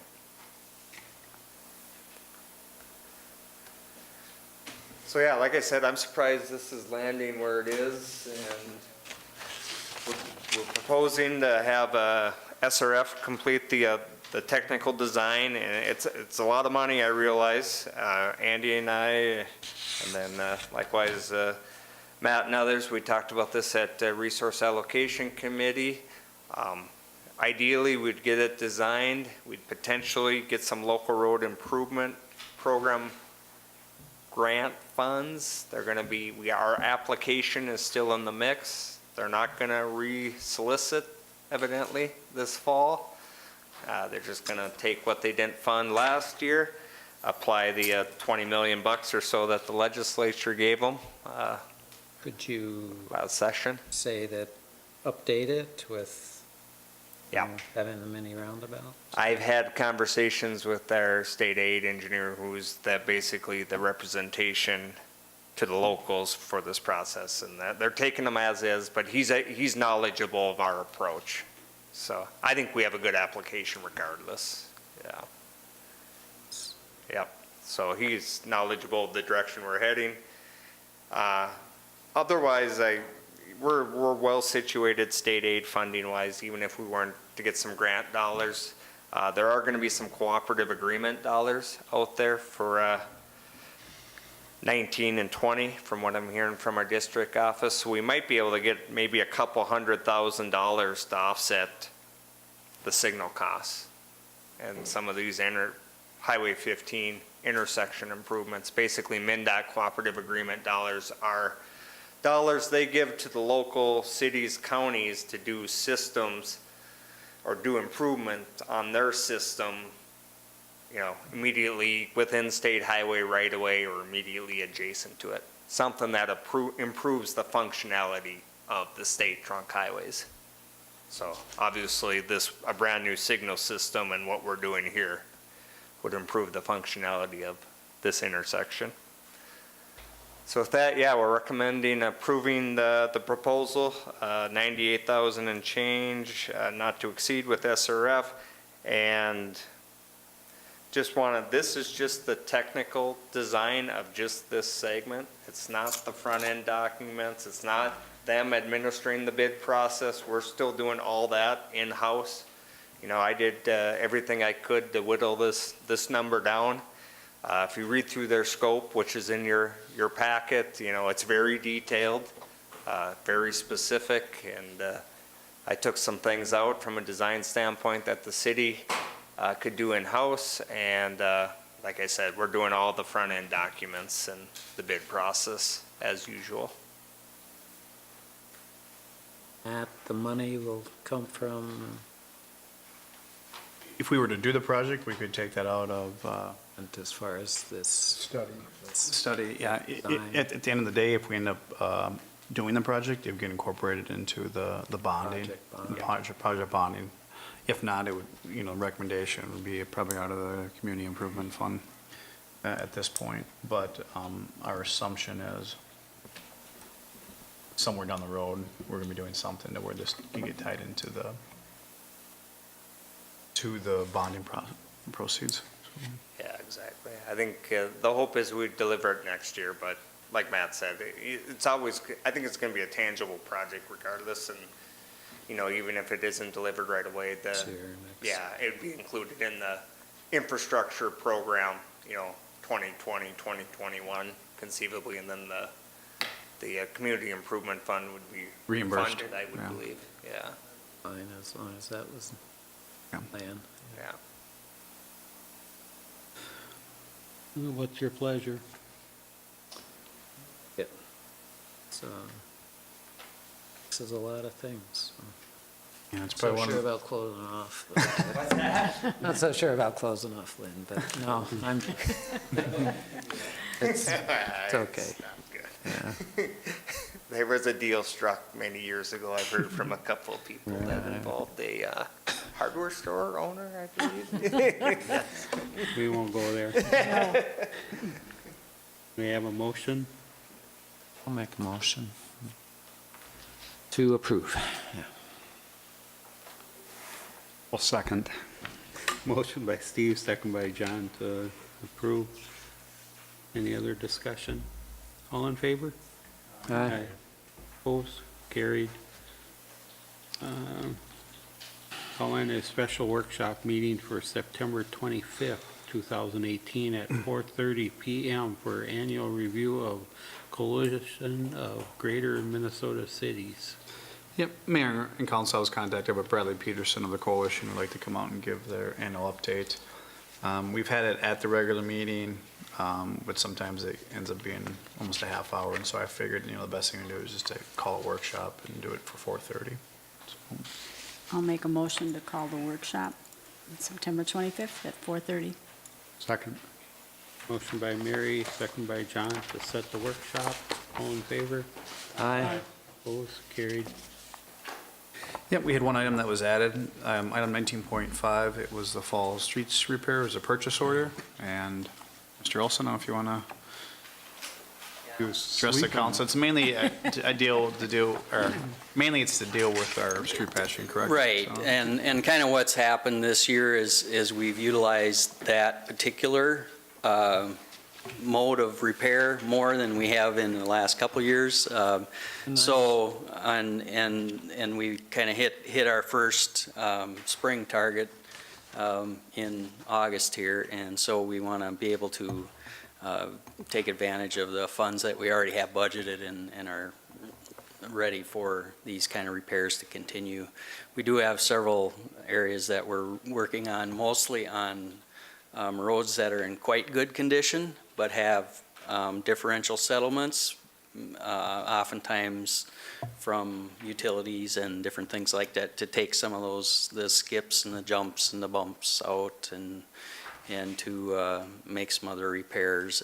And we do have a couple of utility repairs that we need to finish also. So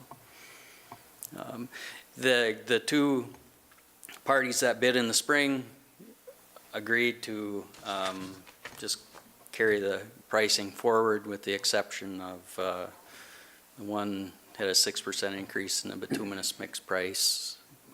But historically, those bids have been almost identical, and it's difficult for us to really figure out a way to make it fair. So what we've done is we've taken kind of three representative projects that we've done in past and applied the new rates to that project, and then come up with who's the least cost. And we did that same thing again here with this one. So, and you can see the numbers are almost the same.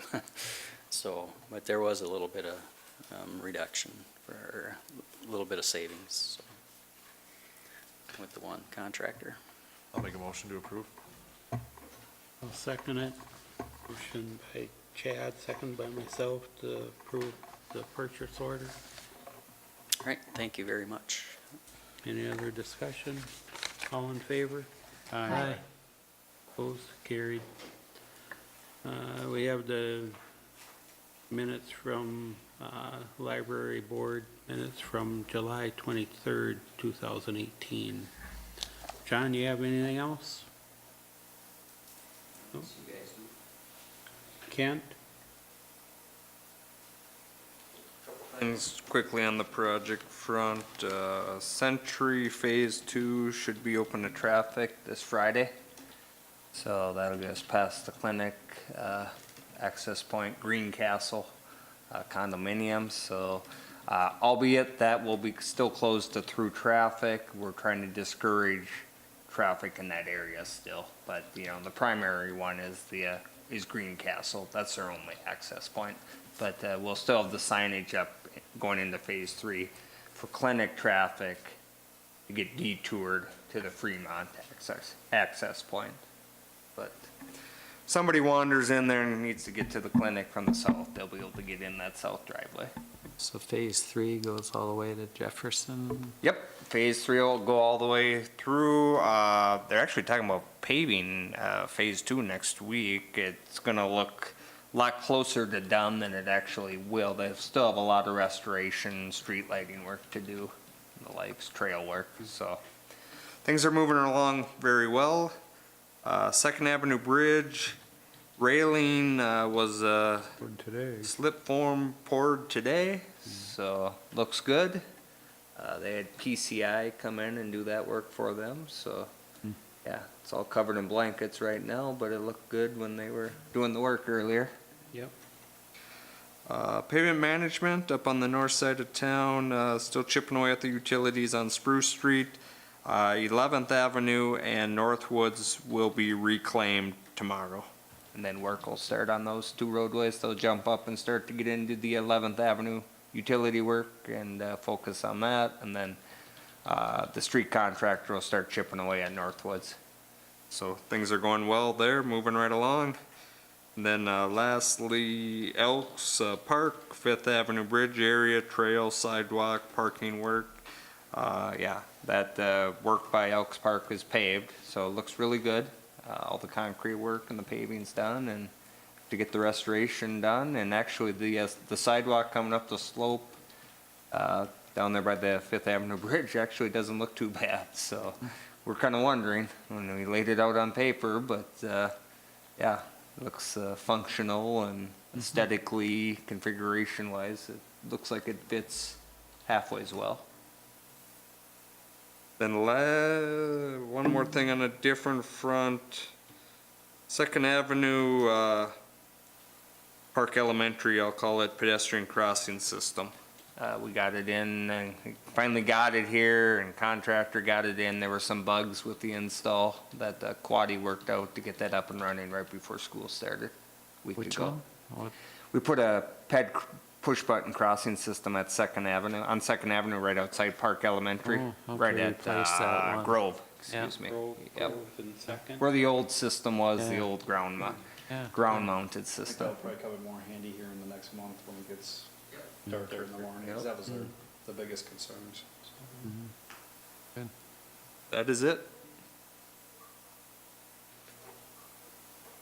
John, let's start with you tonight.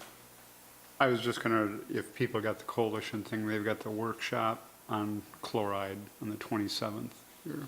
That's all I've got. Steve? Nothing. Oh, my gosh. I've Felt said the enough. world disturbed a little bit there. Well, Chad, I am shocked. your speech? Yeah, I am. So, Okay. but I don't have anything else. Okay. Mary? Well, I'll change it. The Arts and Crafts Festival is this weekend, Friday and Saturday, so go support all those vendors. That's it. And Taste of Hutchinson too, correct? All right, Matt? Couple things, there are a couple regional meetings coming up. I think the closest one to us right now is St. Cloud. I think that's Thursday, October 4th. I know Mary and Gary have expressed interest, so if you are interested in going, just let me know. I'll try to maybe send an email out this week so we can get us signed up for that. I did send out an invitation late today. Cobblestone's having their open house ribbon cutting Monday, September 17th from 2 to 4. The ribbon cutting's at 2:30.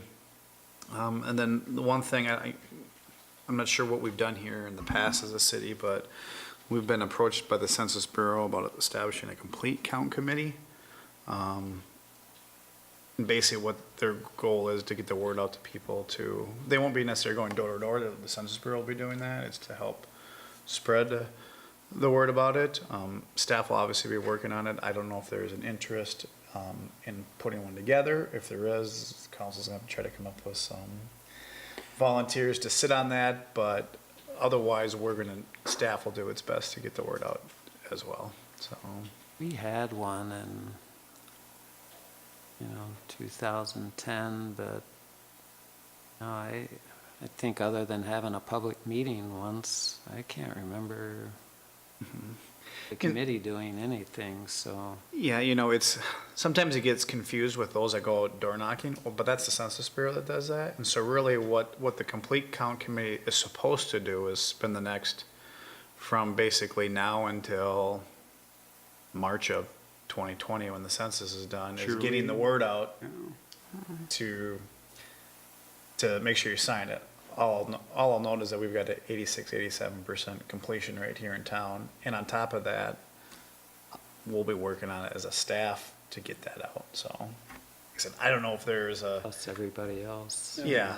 Paper. So I don't know if there's a desire to form one. If there is, you're gonna have to try to find volunteers Good luck with to do it. Otherwise, I was just gonna communicate, we'll work on that from a staff standpoint to help get the word out. So, but I at least wanted to throw that out to you if there's a desire to, like I said, the second problem is gonna be finding a group of volunteers that Well, wanna do that's it. the main part. I need the volunteers. So, otherwise, that's it for me. Well, Kent, I thank you for putting that head crossing up because the House Lawn twins will probably leave me alone now. Because they were the big drivers behind that.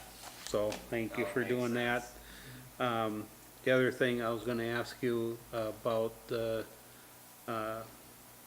alley sign for behind Benny's. Is that? Is that back ordered or? No, the delivery vehicles signs are up and then the parking lot signs are up. So pretty much it's, everything's up. That's. Okay, they must Yeah. not be very good because I didn't notice them, I hate to say. They're there, so. Okay, where are they located? They're so you can read it coming off of Second Avenue, so they're perpendicular to Second Avenue. Okay. And there's a sign. I guess I was looking closer to his. Yeah, no, there's signposts on the end of Okay, on the the alley block, on the okay. entry end Okay, off of Second all right. Avenue. Yes, so. No, it's been pretty, it's Yeah. been pretty quiet. It's, One of the projects we did this summer was to create a loading zone in that southwest corner of that new parking lot. Yeah. And then that would allow accessible access to the mailbox should there be a delivery vehicle, blocking Yeah, the alley. You still can get to the mailbox by just going through the parking lot, getting into that corner, hopping out, putting your mail in, and then you can leave on the east side of the parking lot. So I think that's helped a lot, and people have started to figure that out. And, it allows the store owners up and down the alley as the delivery vehicle's coming in and doing things to point that alternative out to people and provide them a way to get their mail into the mailbox. So that part's worked well. All right, thank you. And I did have one thing. October 9th will be the first day we're out with the leaf vacuuming, so that's only a month away. It's coming fast, so. John and Kent, you guys just maybe get a note to social media so we can. Yes, definitely. Yep. I noticed the sweeper's been out, which Yes. is good, because Yes. there's so many acorns this year. Yes, yeah, we tried to get through town one time with the vacuum sweeper to that lighter material. We got pretty well through that, and so.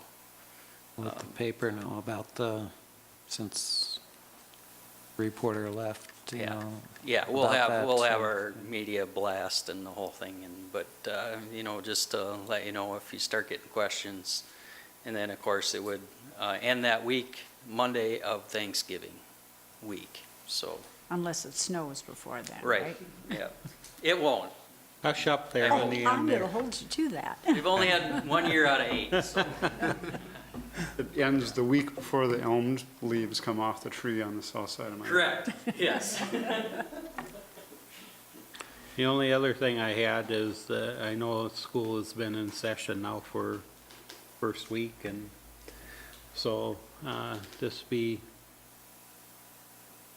careful when you're out driving in the mornings, is with the kids running around, keep them safe. So with that, adjournment's in order. Make a motion to adjourn. Please second it. You want a second? I'll second it. We've been here long enough, or what? Motion by Steve, second by Chad to adjourn. All in favor? Aye. Opposed? Carried.